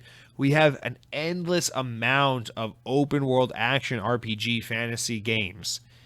And that's very vague. We live in a world where today with gaming where genres are just as vague at defining games as they were back in the NES days when a game would just be like, oh, it's an action game or it's a sports game. Like those are your games, right? Except now they're just as broad and they fail to nail down exactly what the project is, but with even more words. It's like AAA open world action RPG. Okay, well, Zelda Breath of the Wild is a AAA open world action RPG, and so is Monster Hunter World. Both of those games are AAA, open world, and action RPGs set in a fantasy setting, and they are nothing like each other. I would not say Monster Hunter World and Zelda Breath of the Wild are the same game. In fact, you could say Monster Hunter World and fucking Final Fantasy 15 are the same, you know? But they're Final Fantasy 15 and Monster Hunter World are both AAA open world action RPG fantasy games. Nothing like each other. So I understand the inherent nature of that statement. It's just so vague that's like, well, don't go scrutinizing their words and assuming what the game is. But I don't know why. To me, that just sounds like they're going to do a more grounded approach at like an open world action RPG game with a fantasy setting. And like, if you're going to do that, please, for the love of God, like, don't do like, I don't know, maybe like do first person Assassin's Creed or something, you know, when Assassin's Creed was about parkour. Make sure that parkour is there, because I think that's what's special about Techland, and I don't want to lose it. In fact, the reason I love Techland's Dying Light so much is because it reminds me of one of my favorite first person games that will never get the justice it deserves, which is Mirror's Edge. The first Mirror's Edge, I think, is such a... Dude, Mirror's Edge is one of my favorite Xbox 360 games. It is so criminally underrated. The art style, the graphics still hold up to this day. The gameplay is so unique, such a fun game. Faith is such a cool character with a cool character design. That game had so much going for it, and I understand for a lot of people, they're like, the mechanics just... You know, the parkour is fun, but I feel like the game's kind of missing some kind of... I don't know. I feel like that game is a little bit ahead of its time. Like, if it had released now, people would have appreciated it a lot more. And then when they finally gave Mirror's Edge a second chance, they fucked it up. They made a really underdone kind of milquetoast, open world kind of Far Cry style game, but with the parkour of Mirror's Edge. And you know, Mirror's Edge, what was it called? Mirror's Edge Catalyst. I enjoyed it. I played it through to completion. I thought it was fun, but the story was bad. The acting was bad. The everything they were doing with that game was not at all good. It was just fun to play. Whereas the first Mirror's Edge was like an artistic experience. It was beautiful. It was a great game top to bottom. And in a lot of ways, I feel like Dying Light is the full synthesis of what Mirror's Edge was supposed to be, because it marries that really awesome parkour mechanics with genuinely good storytelling, with a genuinely awesome open world that's alive with detail and things to say and do. And don't get me wrong, I love the art style and the setting of Mirror's Edge, but I feel like neither of those games ever really said anything. Whereas Dying Light, you know, it's a game with some compelling characters and story that actually makes points and does things. And I feel like leaning into that is their bread and butter. I do worry about what it is they would do next. I would hope this isn't their way of just saying like, hey, we're a Polish developer, much like CD Projekt Red. They are really successful in doing these like Witcher style games.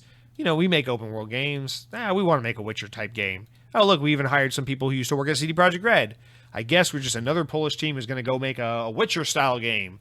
And that's, again, I think I'm oversimplifying what we're seeing here, and we're not being given enough information to make any serious kind of analysis here. But man, I hope they continue to try and do what they did with Dying Light, which is maybe not so much the parkour in particular, but try to make two very unlike things work very well together. Because the first person parkour in a Far Cry style game with zombies sounds like too much. That sounds like a market researched, you know, game that, or like a focus tested game that's going to be lame as shit. But damn, is Dying Light good. And I hope they can have that kind of magic again with whatever they try to do in a fantasy setting open world action game, you know. But that's it for that story. We got two more stories, really just one and a wrap up. But let's talk about Remedy. Remedy are friends from Finland, of course. Still a little upset with them for the Tencent money that's come into their studio, but nonetheless, they make some of the greatest games out there. Remedy Entertainment have provided updates on various game projects that it currently has in development. So this is a nice little overview. They had the Finnish studio had a financial results. So the CEO Tero Virtala discussed the projects they're working on, updates during their financial call, and this is interesting. Kind of puts into perspective just how much shit Remedy has under development right now. So this is the CEO talking. He goes, Virtala, he says, our partner Smilegate, Korean Smilegate, guys behind Crossfire X, together with Microsoft, launched Crossfire X on Xbox back in February. A dedicated team at Remedy has continued to support both Crossfire HD and Crossfire X. So put a pin in that because I want to talk about that a little bit as a Crossfire fan. Alan Wake 2 is in full production stage. A lot of work remains, but the game is still starting to take more complete form in many areas. As communicated earlier, Alan Wake 2 will be released in 2023. I'm sure they think that, but I don't know about that. Codename Vanguard, a free-to-play co-op game that is going to be co-published with Tencent, has made good progress since the previous quarter. The project is in the proof of concept stage. We have continued to strengthen the team. Vanguard and our other projects will be benefiting from our operations in Sweden. Codename Condor, a spin-off game of Control, continues in the proof of concept stage. Codename Heron, a bigger Control game, probably just a proper sequel to Control, is in the concept stage and is prototyping continues. Additionally, together with the Northlight Technology team, the focus has been on developing the required technology and tools that will serve a number of Remedy games in the future. Remedy announced last month that it also is developing a remake of Max Payne and Max Payne 2. The games will be sold together as a single package and will be released on Xbox Series X and S and PC. Both games, which are currently in the concept development stage, will use Remedy's Northlight game engine, which was used for Quantum Break and Control, two excellent games that you should absolutely play. Okay, okay, so we read the story. Let me break these down again and again. So we know Tencent. So Remedy has a deal with Tencent. Unfortunately, I really wish that weren't the case, but they do. And they're working on a free-to-play co-op game codenamed Vanguard. We've known about that for a little while. They also are still working with Smilegate, which is news. We'll get to that in a second. That's new news. I didn't know that. They have a deal for 3 games, I believe it is, with Epic, for the Epic Game Store and for consoles, for a 3-game deal, which we assume Alan Wake 2 is one of them, and maybe even a spin-off to Control. I don't know. And now they have partnered with 2K to get the rights back to Max Payne to do Max Payne 1 and 2 remake. And as far as Control goes, they're working on both a spin-off and a proper sequel to Control. So of these games, we first knew that they were doing a sequel to, I think this is the correct order. We knew they were going to do a sequel and a spin-off to Control first. They announced that shortly after Control released. So that we knew about, but they're saying it's in it's in an early phase of like testing, prototypes and things like that and concepts. So it sounds like both of these Control games, the spin-off and the sequel, are in far earlier production than we thought. You would think those would be the games furthest along because they announced so prematurely that, hey, we're going to do more of Control. Okay. Then they announced Crossfire X with Smilegate. That was announced not too long after that. The interesting thing here is that Smilegate, who make the Crossfire franchise, are responsible for the multiplayer aspect of Crossfire X. Remedy was just contracted to do the campaign side.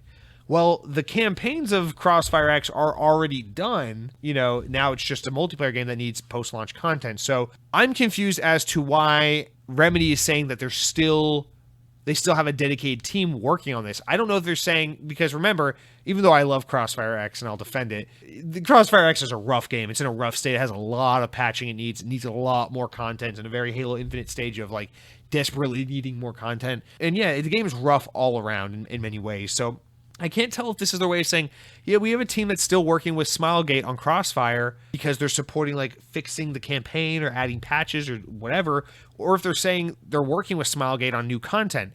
And I'm inclined to believe it's the latter because it also mentions that they're still working on Crossfire HD. Now, for those who don't know what Crossfire HD is a free-to-play Crossfire game. Crossfire HD is to Crossfire what Counter-Strike Global Offense is to Counter-Strike. It's like the sequel to the big free-to-play Crossfire game. The problem is it's not available in the US. It's available in China and Korea and probably some other markets I don't remember. Probably Russia or something, honestly. That game, I didn't know Remedy had any hand in that game. My understanding was that was Smilegate's project completely, and that Remedy had only ever worked on Crossfire X, which is basically the Crossfire game that's only on Xbox, but for those who are astute Crossfire fans like myself, you'll know that Crossfire X, while it is an original Crossfire game made just for Xbox, it borrows heavily asset-wise and in some of the maps and things like that from Crossfire HD. So Crossfire X is a weird hodgepodge of a game. It's campaign elements from Remedy, campaign elements from Smilegate, built on 2 different engines, plus a multiplayer suite that pulls from classic Crossfire and modern Crossfire. It pulls from Crossfire HD, and then it has original content built just for the game. Crossfire X is a Frankenstein of a game. Don't get me wrong. But it's interesting to know Remedy is still involved with that in some form, and the way that that reads and what it shows is that I think they're working on the game as well from a multiplayer aspect in some way, or maybe if we're lucky, knock on fucking wood, maybe they're working on additional campaign content for Crossfire X, which I hope, because the 2 short but sweet campaigns that Crossfire comes with, and listen, I'll defend it. Fuck all the people who are telling you that Crossfire X sucks, guys. You're being lied to through your teeth. Say what you will about the multiplayer, but both campaigns from Crossfire X, they're 2-hour campaigns, are so much fun. Yes, they're rough around the edges. Yes, they're buggy. They're glitchy. They need some TLC, 100%. But they are fun, goofy, lighthearted, G.I. Joe-esque little campaigns that are 2 hours long and entertaining and action-packed and exciting from start to finish. I cannot recommend enough that you play these Crossfire X campaigns. They are both so good. I'm telling you. So if they're working on an additional campaign for that, that's very exciting. Okay, so that's Crossfire. And then, I don't remember which one we learned first. It's either Alan Wake 2 or Codename Vanguard. I think it was Alan Wake 2. They announced that at the Game Awards last year. So my understanding, my assumption was they're finishing up work on Crossfire, and then they're off that. Their main focus right now is a sequel to Control. And then they announced Alan Wake 2 at the Game Awards, and I was like, oh, well, that's probably like the big project they're working on in tandem with Control 2, but Control 2 will probably come out first. But from what we're being told here, Alan Wake 2 is supposed to be out next year, and Control spinoff and Control 2 are both in like a testing concepts prototyping phase. So it looks like Alan Wake 2 is probably their next big release. So that's interesting. And then on top of that, we got this codename, or no. On top of that, we got Vanguard, which is the one I think we learned about earlier this year, which is the partnership with Tencent. Tencent threw some money at them. I really wish they hadn't, but they did, unfortunately. And now they're working on some kind of some free-to-play co-op game. I can't help but think this is going to be like Remedy's version of Valorant or something like that, but whatever. We don't know what that game is yet, but that's in some form of some development phase. Here's the thing: is Remedy has, and I don't know if there's still one of the Epic games that's in that deal that we don't know about. And then they're working on Max Payne, which are both in very early development stages. So I'm going to reiterate when it comes to Remedy, what the hell is going on with these guys? They have announced so many projects at once, and I find it impossible to believe that they're going to be hitting these games with like in a steady clip with a steady release schedule. Like, boom, this year we got this game, then this year we got this game. We're still supporting this game. This year we got this game. Because Remedy is a medium-sized developer, and they have a dedicated team that's working on their in-house Northlight engine. That's right. They're a medium-sized developer that is independently owned, not owned by a publisher at all. Independently owned. They own and build their own engine and maintain their own engine. Plus, they have a small team dedicated to continuing to support Crossfire. Plus, they have another multiplayer team working on a game with Tencent. Plus, they're working on 2 games in the Control series, 2 2 Max Payne remakes, plus an Alan Wake sequel. This doesn't add up, dude. I mean, sure, it's possible that Remedy staffed up a lot in the past few years. I'm sure they have, or I'm sure they've tried, but dude, how are they doing? Like, where are all these games coming from? I'm so confused in all of this. And on top of that, we remember when Control first came out, what was that? Was that 2019? That was 2019 or 2018? I think it was 2019. When Control first came out, the whole story behind that was how they're like, hey, we actually managed to get this game completely developed. I think it was like for under 50 million euro or something like that, which is like a staggeringly good price considering what a AAA high quality game Control is and feels like, and the time frame in which they were able to develop and get that game out. Because remember, that they made that after Quantum Break, which means they developed it between 2016 and 2019, 3 years. In 3 years, in less than 50 million euro, they made Control, which is insanely impressive as an independent team. They worked with 505 on publishing that game, of course, but they're not owned by 505. They're an independent team. Insanely impressive what they did there. But it's like, okay, well, you guys did, Max Payne 2, they did Alan Wake, but now they're like, fuck it, full steam ahead. We're working on 75 games at once. They got deals with Epic. They got deals with Tencent. They got deals with 2K. They got deals with 505. They got deals with Smilegate. It's like, what are they doing, dude? And so I don't know, man. Like, I am excited and fearful for the future of Remedy, because I seriously mean this when I say this. Remedy is one of my all-time favorite developers, easily top 10 favorite game developers. I have so much respect and adoration for Remedy, not even just because I necessarily adore all their games, but because I love the tone they take with their games. I think Sam Lake's a seriously interesting character. He the guy, but he's a seriously interesting guy, and what he injects into his writing is so interesting. I think they make some of the most interesting games in the world right now. I think their games are fun. I think their games are unique. They have an authentic style. They feel very it's weird. They feel very Finnish. They feel very European, like in a way that's so authentically Remedy. I just really admire the hell out of Remedy. And my big concern right now is that we're about to see this developer go batshit crazy and put themselves in a scenario the likes we haven't seen since Platinum Games. And that's what worries me, is Platinum Games is a good developer that's constantly put themselves in trouble by taking on too many projects, half-assing games, and doing all this stupid shit to stay afloat and get the bills paid. And they're putting themselves in serious trouble with bad game after bad game after bad game. I do not want to see that be the case with Remedy. I know a lot of people really dislike Crossfire X, and we can argue all day about why that game is the way it is. Did Xbox push it out? Did Smilegate push it out unfinished? Was Remedy just not equipped to handle that game? What happened there, right? We can talk about that forever. But I genuinely think when you play Crossfire X's campaigns, if you are familiar with Remedy, you will play those campaigns and say, yes, I acknowledge where this game needs work. I acknowledge the bugs. I acknowledge how the aiming feels very PC-centric and that we need some more console feel to this game. You can acknowledge a bunch of flaws with the game.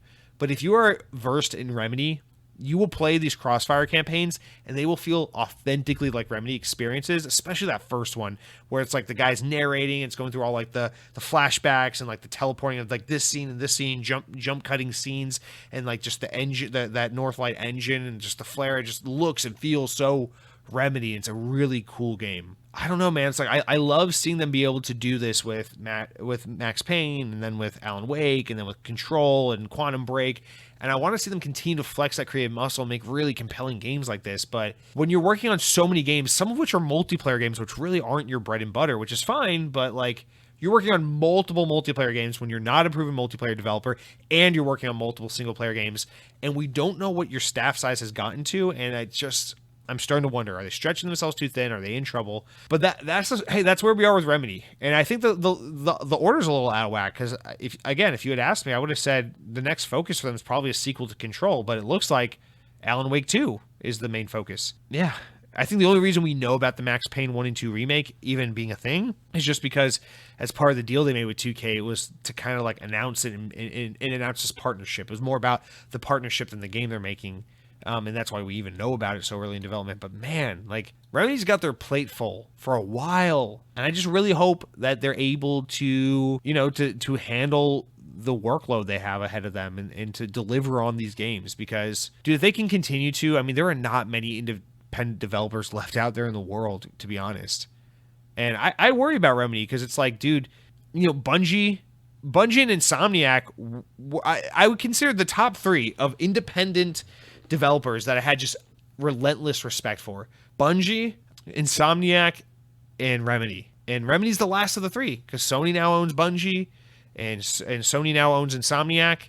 And dude, there have been so many times where it's like there was a rumor a while ago that Sony was going to buy Remedy, and then Microsoft had such a long and historied kind of thing with Remedy, and I was like, dude, Microsoft, why? Why the fuck do we live in a world where you want fucking Activision? Like, go get Remedy, dude. They're awesome. Man, if anyone was going to eat them up, I always wanted it to be Microsoft. Of course, I'd love for them to remain independent. I just don't know how much longer it's going to be viable for them. And with Tencent starting to get involved, I worry that they might try to gobble them up. They're European, though, so maybe they'll favor Embracer Group. I don't know, man. Who knows? But, yeah, with Remedy, we got to continue to keep a close eye on these guys because I I'm excited for these guys. I'm happy for them. I hope we get an awesome remake of Mad Max 1 and 2. I hope Alan Wake fans are completely, vindicated in their patience for this long-awaited sequel to Alan Wake. I loved Control 1. I think Control 2 is probably going to be more awesome, more of just an awesome game. I love Crossfire X. I'm surprised and excited to see that they're still involved in that game, and I can't wait for the game to continue to get better and better as it slowly has been getting better since its launch. But man, I hope this doesn't put Remedy in a situation where they're stretched too thin, they start putting out lesser quality games, and then they get in financial trouble, and then they need to look to be bought out, or maybe they go under. And I don't want a situation where any of those things are even remotely potential or possible. But man, with this many coals in the fire, working with this many different publishers and partners, we'll see. All right, guys, now wrap up story for the week. Xbox Wire reports we got some games coming and leaving Xbox Game Pass, so let's go through them. Available today, we've got Her Story, which is now on PC. Jurassic World Evolution 2 is on cloud, console, and PC through Game Pass. Little Witch in the Woods is on Game Preview, console, and PC, ID at Xbox Game. Skate is coming to cloud through EA Play. And Yumaragi Generation Special Edition is a cloud, console, and PC game, ID at Xbox, available day one with Game Pass. Coming soon, those are the games that are out now that just came to Game Pass. Now, coming soon, we got Farming Simulator 22 coming out May 19th for cloud, console, and PC. Vampire Survivors is coming to PC on May 19th. Floppy Knights, cloud, console, and PC, ID at Xbox game, May 24th. Available day one with Game Pass. Hard Space Shipbreaker is coming to PC on May 24th. And then on May 26th, we got Sniper Elite 5, console and PC. I've been meaning to try a Sniper Elite game for so long. And then on May 27th, we got two more games. Cricket 22 on PC and Pac-Man Museum Plus on cloud, console, and PC. That's another one I want to try. All right. Now, leaving Game Pass, we got a handful of games. At the end of May, on the 31st, we'll be losing the following games. That is EA Sports NHL 20 on console, Farming Simulator 19 on cloud, console, and PC, Resident Evil 7 Biohazard on cloud, console, and PC, Spellforce 3 on Soul Harvest on PC, Super Hot Mind Control Delete on cloud, console, and PC, Yes, Your Grace on cloud, console, and PC, and finally, Knockout City on console and PC through EA Play. Remember, EA Play is letting that developer take the game and go independent with it, so that's probably why. But I think it's going to remain a free-to-play game. I think it's going free-to-play. Yeah, we talked about that in the news not too long ago. But guys, that's it for all of our news this week. Now we jump into the important enough news, stories important enough to make a podcast, but not important enough to warrant their own discussions, of which we have a few. Guys, VGC reports that Bohemian Interactive has announced Arma 4, and it's releasing as a standalone precursor called Arma Reforger in early access. Confirmed in a recent leak, the studio revealed via live stream this week that plans for the future of tactical military shooter series which hadn't seen a new mainline entry since 2013's Arma 3. So it's been a while. I know there's a pretty big community surrounding that game. Arma Reforged is available now in Steam Early Access and on Game Pass Preview for Series X and S, priced at $30, so you can get in on it now. For the quote reads, Arma Reforged marks the first foray into Arma franchise with an all-new Infusion engine, which is a standalone multiplayer sandbox and glimpse of things to come, according to the official FAQ. Next up, VGC reports that Codemasters' Cheshire team has been integrated into fellow UK-based electronic art studio Criterion Games. Now, Criterion Games, who you might know, are the guys behind more recent Need for Speed games. Cheshire Studio is the outfit behind Dirt 5, which was formed in former Evolution Studios that was created by PlayStation. Those are the guys that made Drive Club, that PS4 launch game, and MotorStorm. PlayStation shut them down after the failure of Drive Club, or after the botched launch of Drive Club. Then they went on to form went on to form Cheshire and work with Codemasters and make Dirt and all that. So basically, they're just forming these teams together to continue to work on Need for Speed with Codemasters or with this team from Codemasters and with Criterion. But they did announce that, hey, no one's being fired. They're consolidating, but they're moving together. They're merging, but they're not firing anyone for redundancies and job roles or anything like that. So should be that no one loses their job. That's good. Other Codemaster team in Birmingham will continue to work on the Formula One franchise, though. VGC also reports that Ubisoft had provided an update on the release slate for upcoming premium titles. Speaking of games that may or may not come out at these dates, Ubisoft says in its full earning report this past week that Avatar, Frontiers of Pandora, and Skull and Bones, Speak of the Devil, are both on track to release during or before the end of fiscal year, which ends on March 31st, 2023. So before, basically in the next 10 months, they think they'll have Skull and Bones and Avatar, Frontiers of Pandora out. So between October 1st of this year and March 31st of next year, We'll see, man. I think, getting Avatar out in that time frame is smart because the new Avatar movie's coming out this year. You probably want to have that synergy. It's been a while since we've had that kind of thing where it's like, oh, the game launches along with the movie. That'd be good for that game. And Skull and Bones, we'll see. I'll believe when I see it. VGC reports that the sequel to Star Wars Jedi Fallen Order is apparently titled Star Wars Jedi Survivor, it's been claimed. VentureBeat reporter Jeff Grubb has made the claim during a premium Giant Bomb show, Grubb Snacks, to confirm or relay that tidbit, that sexy bit of news. VGC also reports that Fall Guys will be going free to play on June 21st when it comes to Xbox for the first time. The title also will be released on the Epic Games Store on the same date. And finally, VGC reports that Kerbal Space Program 2's release date has been delayed again. Oh, look.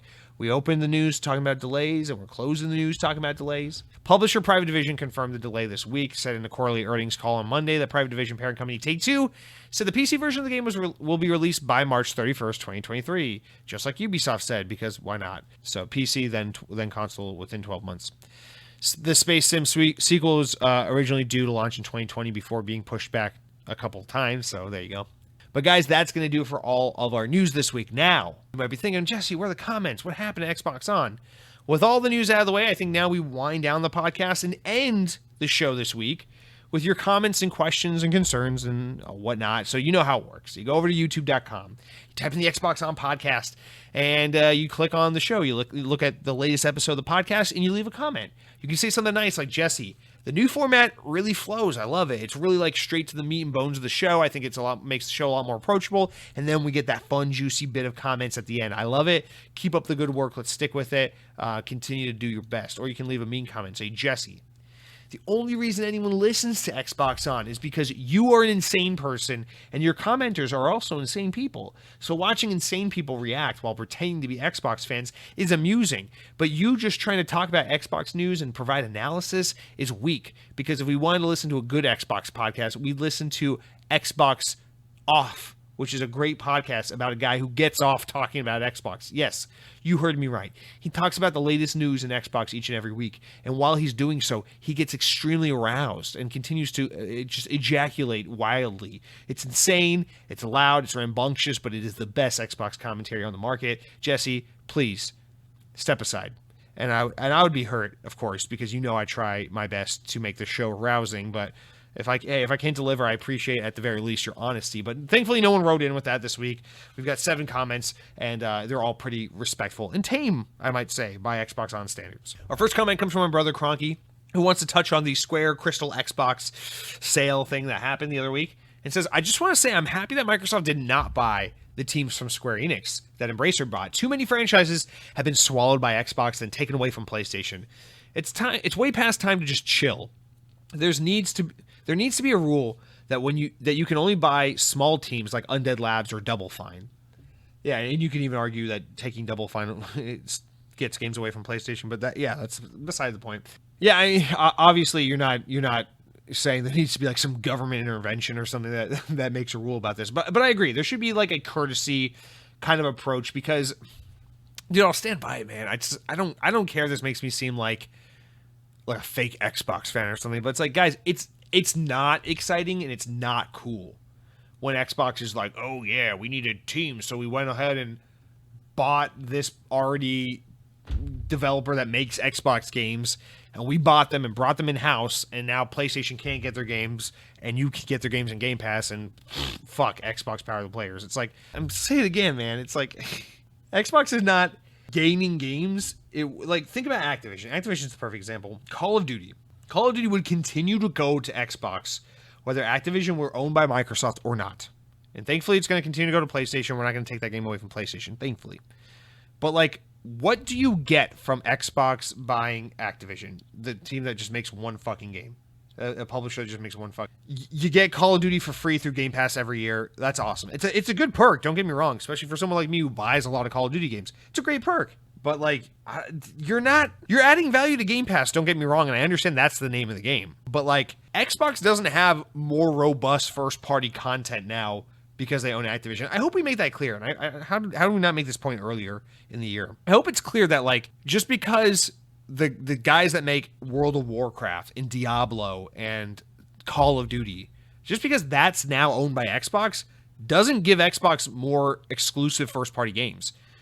People complain for years that Xbox has no games because, yeah, Halo, Forza, Gears, but we need more than that. By just buying the guys that make Call of Duty and putting that in Game Pass, yeah, you make Game Pass an even better value than it already was, but like, Call of Duty was going to be on Xbox regardless. So like, you're not selling someone on Xbox over PlayStation by being like, oh yeah, we got so many amazing first party games. Check out Call of Duty. You know, it's like, yeah, you're offering amazing financial incentive to be on Xbox, but man, I don't mind paying a premium to have the better platform. And to me, it's like whoever's going to invest in having a lot of really high quality first party exclusive content, to me, that's something worth paying for. So like, yeah, sure.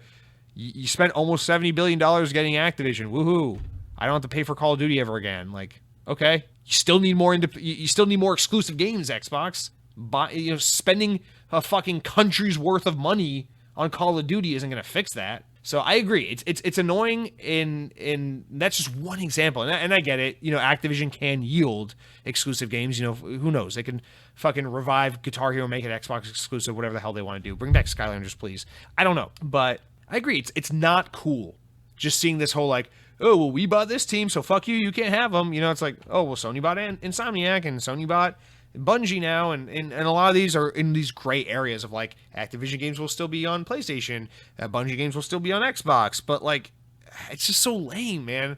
And I know so many of these purchases are about consolidating talent and acquiring development talent, and about for a large part of this, a lot of I think why Activision was purchased is because Microsoft as a company is sitting on a massive war chest of money, and right now with inflation the way it is not a good time to be sitting on massive gobs of money.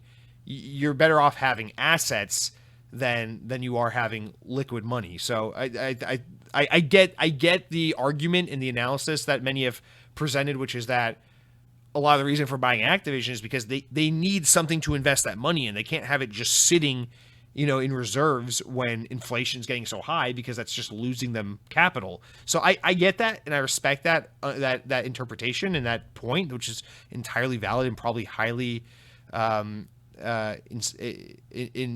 influential in this decision to buy Activision. But like, I don't know, man, buying Activision is pretty fucking lame, man. I'm just gonna be honest. Yeah, go garner a relationship with a team like with Undead Labs, and then make a couple games together and then acquire them. That's awesome. You're not taking anything away from PlayStation, because Undead Labs never made PlayStation games, but you're creating and cultivating a relationship with this new team, and then you're helping them become part of the Xbox brand. That's awesome. But I guess we're in the minority for thinking that. Apparently you're just supposed to want your big corporation to buy all the other corporations. Mountain Dew, Mexican Pizza, and Halo Show. Headhunting Halo, my boy. Sorry if that clap was loud. Fuck your ears, I guess. Headhunting Halo, you know him, you love him, and if you don't, you're probably a fucking neo-Nazi. Says, Jesse, have you had Mountain Dew Purple Thunder? Man, actually sounds like this one's going to be good. Can't get my hands on it. How do you feel about Ubisoft's subscription plan? Mexican Pizza comes out next week in my local Taco Bell. Pretty stoked to try it. I'm level 48 in the Battle Pass on Halo. Gonna done quick and bored. Now they need to hurry up with the next 90 days of the Battle Pass. Hopefully Season 3 starts that. Halo show is so bad, man. The Master Chief cheeks more like it. Master Cheeks instead of Master Chief. All right, Headhunting Halo. Another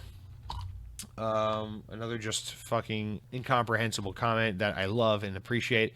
I don't know what Mountain Dew Purple Thunder is. I'm a little out of touch with Mountain Dew right now. What is Purple Thunder? Oh, here it is. Mountain Dew Purple Thunder. This is a real thing. Purple Thunder was a flavor that was released at Fountain Circle K exclusive in April 2020 with 20-ounce bottles releasing in early May.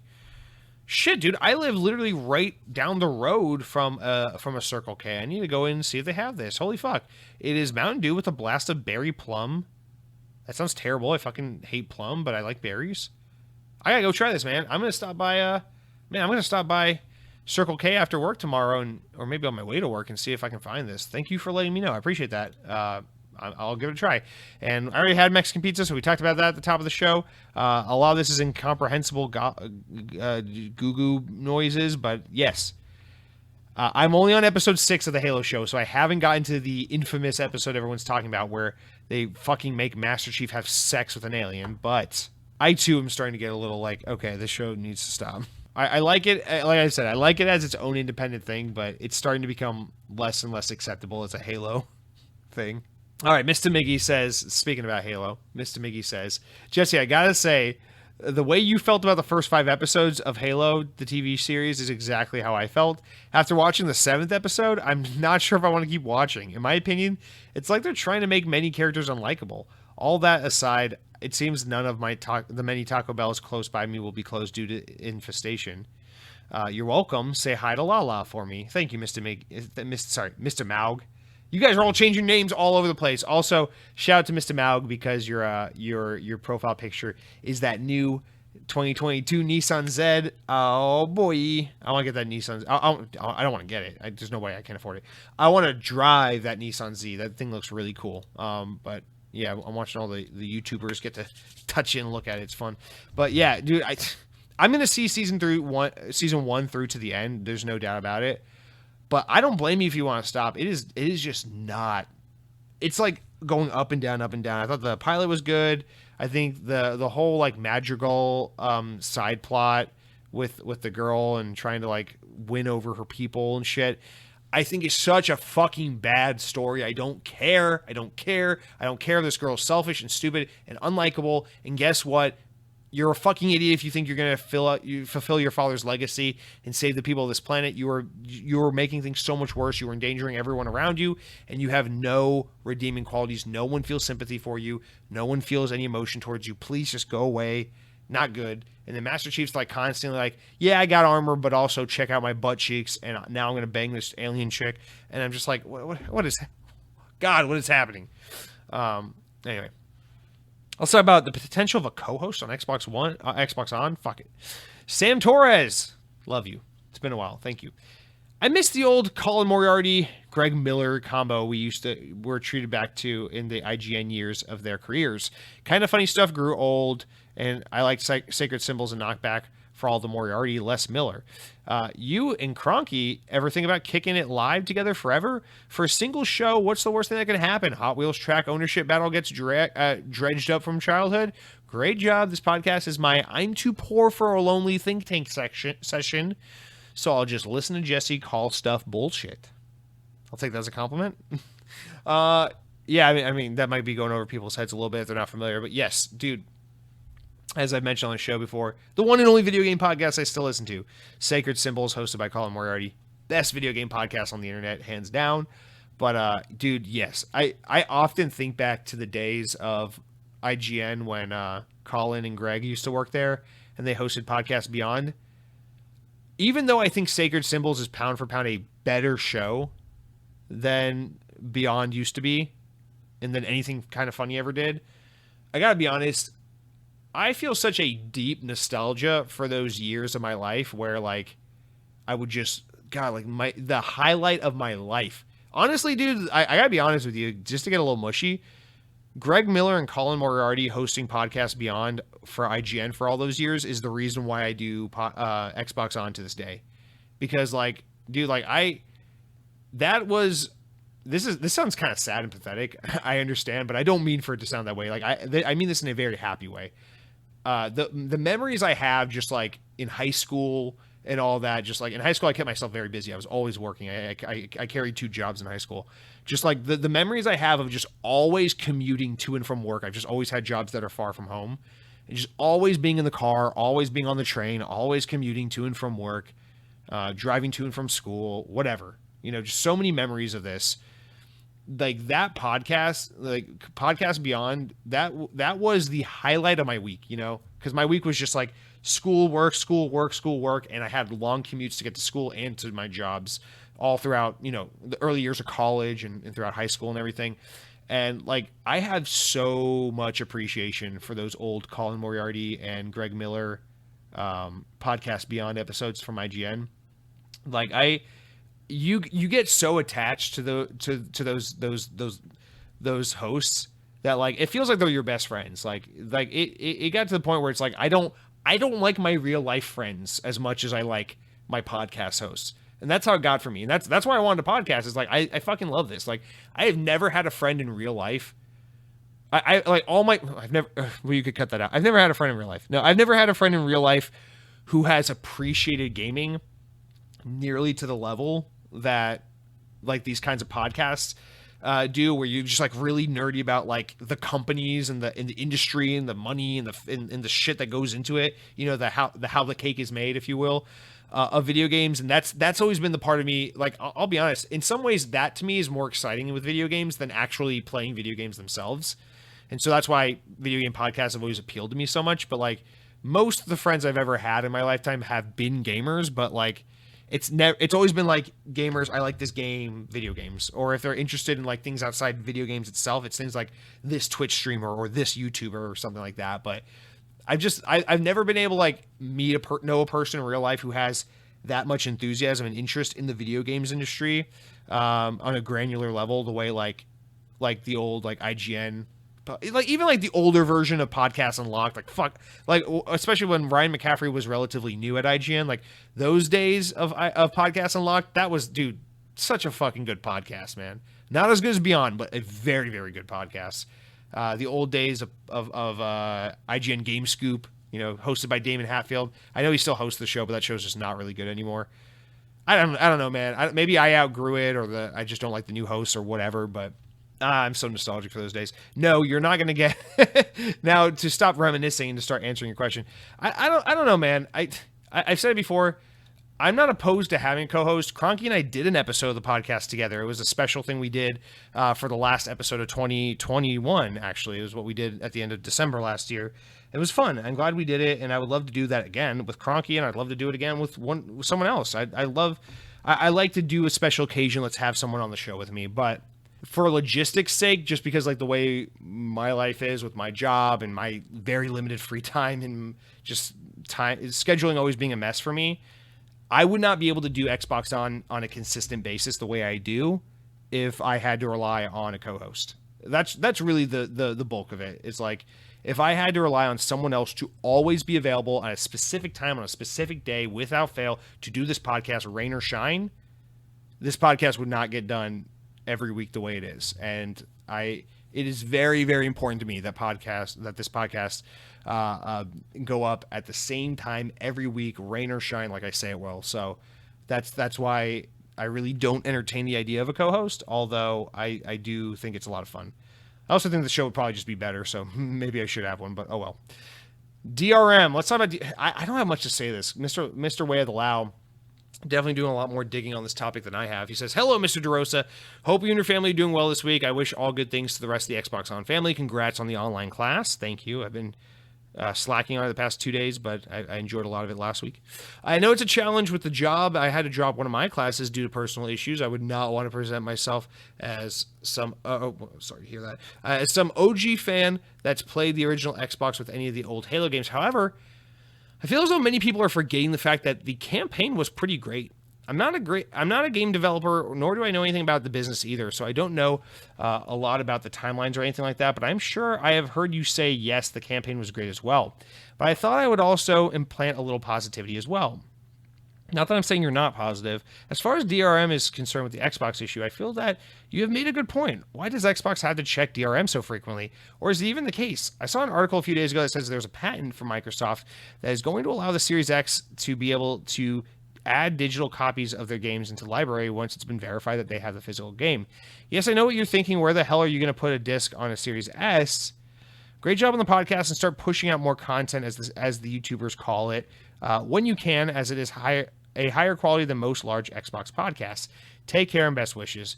Thank you, Alau. As always, you always have really kind words to say, and I appreciate them very much. And hope you're doing well, and I'm sorry to hear about your class. I hope you're able to find a perfect balance in your life so that you can get all the things you want and need to get done appropriately. You're a good guy. Now, as for your question, I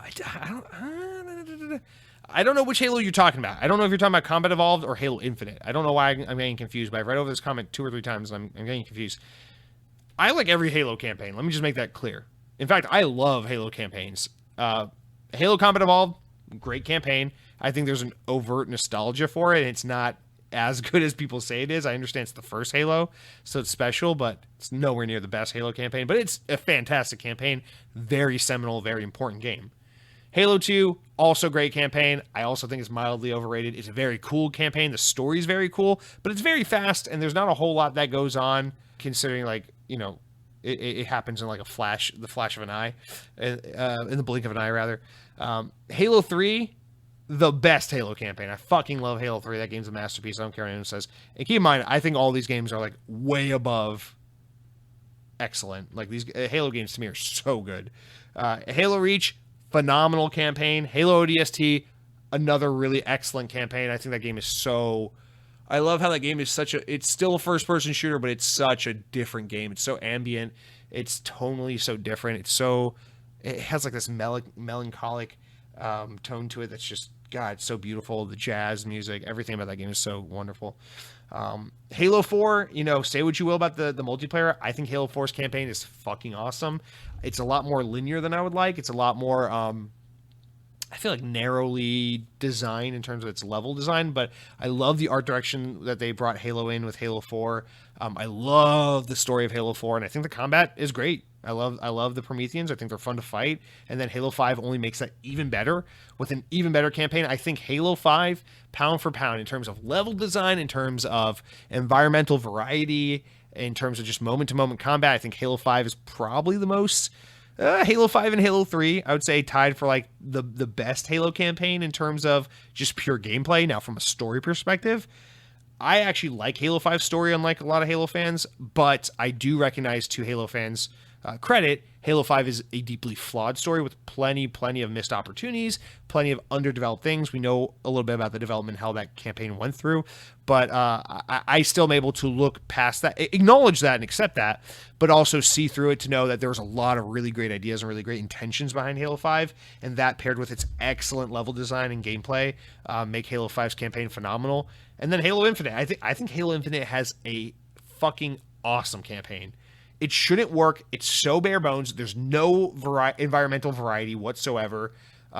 It's just, some of it is so redundant on paper, but it is so fucking fun. The story is so good. The writing is really good. You're so on the edge of your seat to constantly find, what the fuck is happening? What happened here? Where's Aatrox? There's no way he's dead. What's going on with Cortana? How is this tying to Halo 5? Where are we? It's like, it's so good.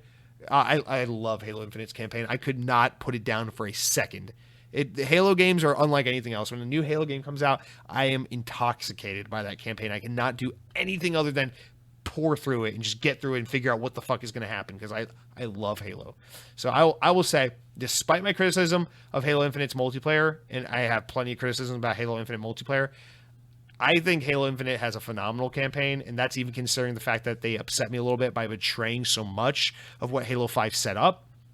And I will just say, I think every Halo game has an excellent campaign, even both Halo War games. I think Halo, it's just always had phenomenal campaigns. So shout out to Halo. Shout out to being one of the best video game franchises of all time. Yes, Halo Infinite's multiplayer, though, is a hot mess in some very important ways. All right, let's round out with some quick comments. Cronky says, in regards to the EA Sports FC comment from last week, he says, EA Sports FC. Bro, what are you playing tonight? Play some EA Sports FC? Whoa, man, I also play that game. Nah, bro, that doesn't work. It's a bad name. I don't think the name alone matters as much this time. When we are all a bit younger, people are generally really dumb. They don't know that the 3DS with the new console... Oh, sorry. They didn't know that the 3DS was a new console, or that the Wii U was a new console. Today, games like Witcher become mainstream, and shows like Game of Thrones. People are generally better educated on nerdy crap these days. I think most people will also know that EA Sports FC is truly FIFA. Yeah, I think you're exactly right. It's not a great name at all, but I agree. I think people will quickly catch on. Oh, this is what FIFA became. And the word will get away, because we live in a world now where, like, it's not really possible to not know what happened. It's kind of the benefit and the downfall of the internet is, like, everyone, whether you're like an older guy or like a little kid, like, everyone knows the story, you know? I don't know. It's like I don't know. It's like when like a little behind the scenes tidbit about like a really popular movie gets out there.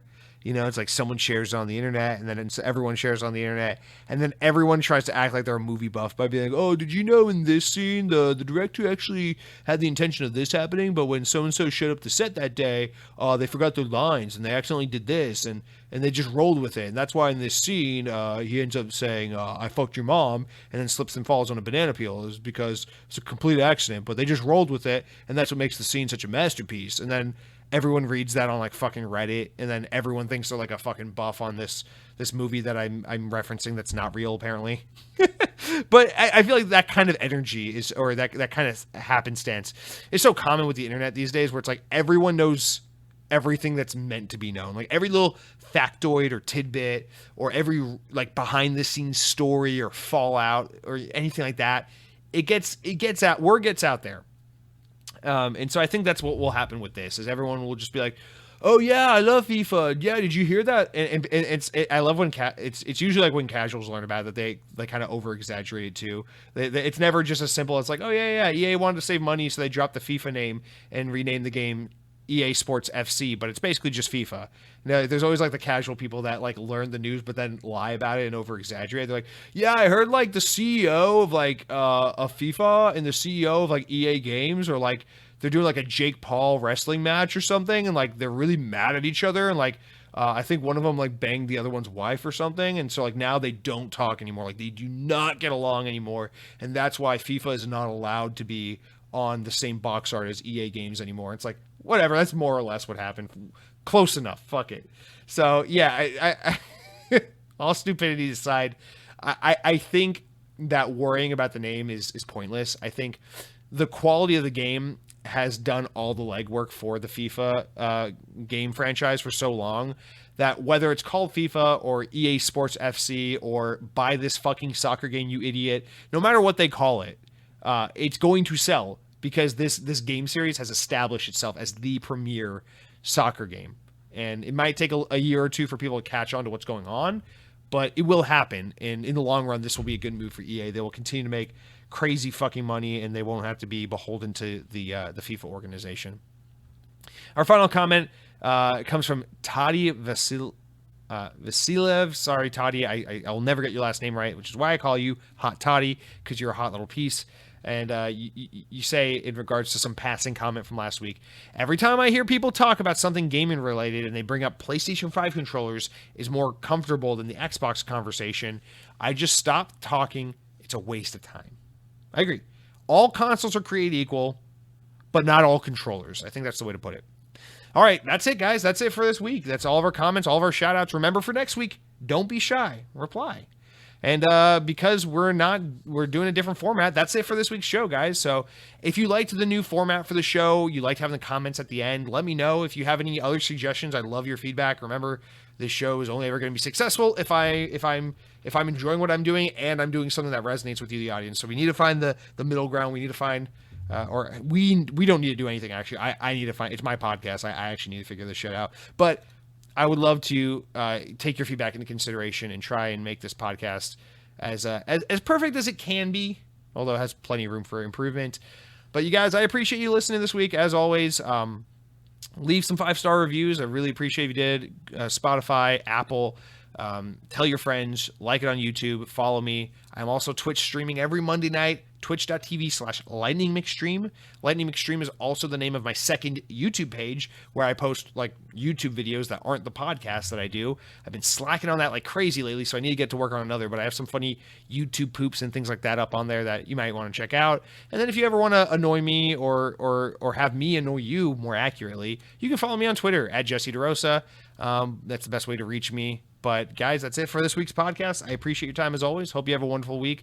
Stay safe, play plenty of video games, try that Mexican pizza, and decide for yourself how it is. I have a new Mountain Dew flavor to go figure out. And until next week, power your dreams.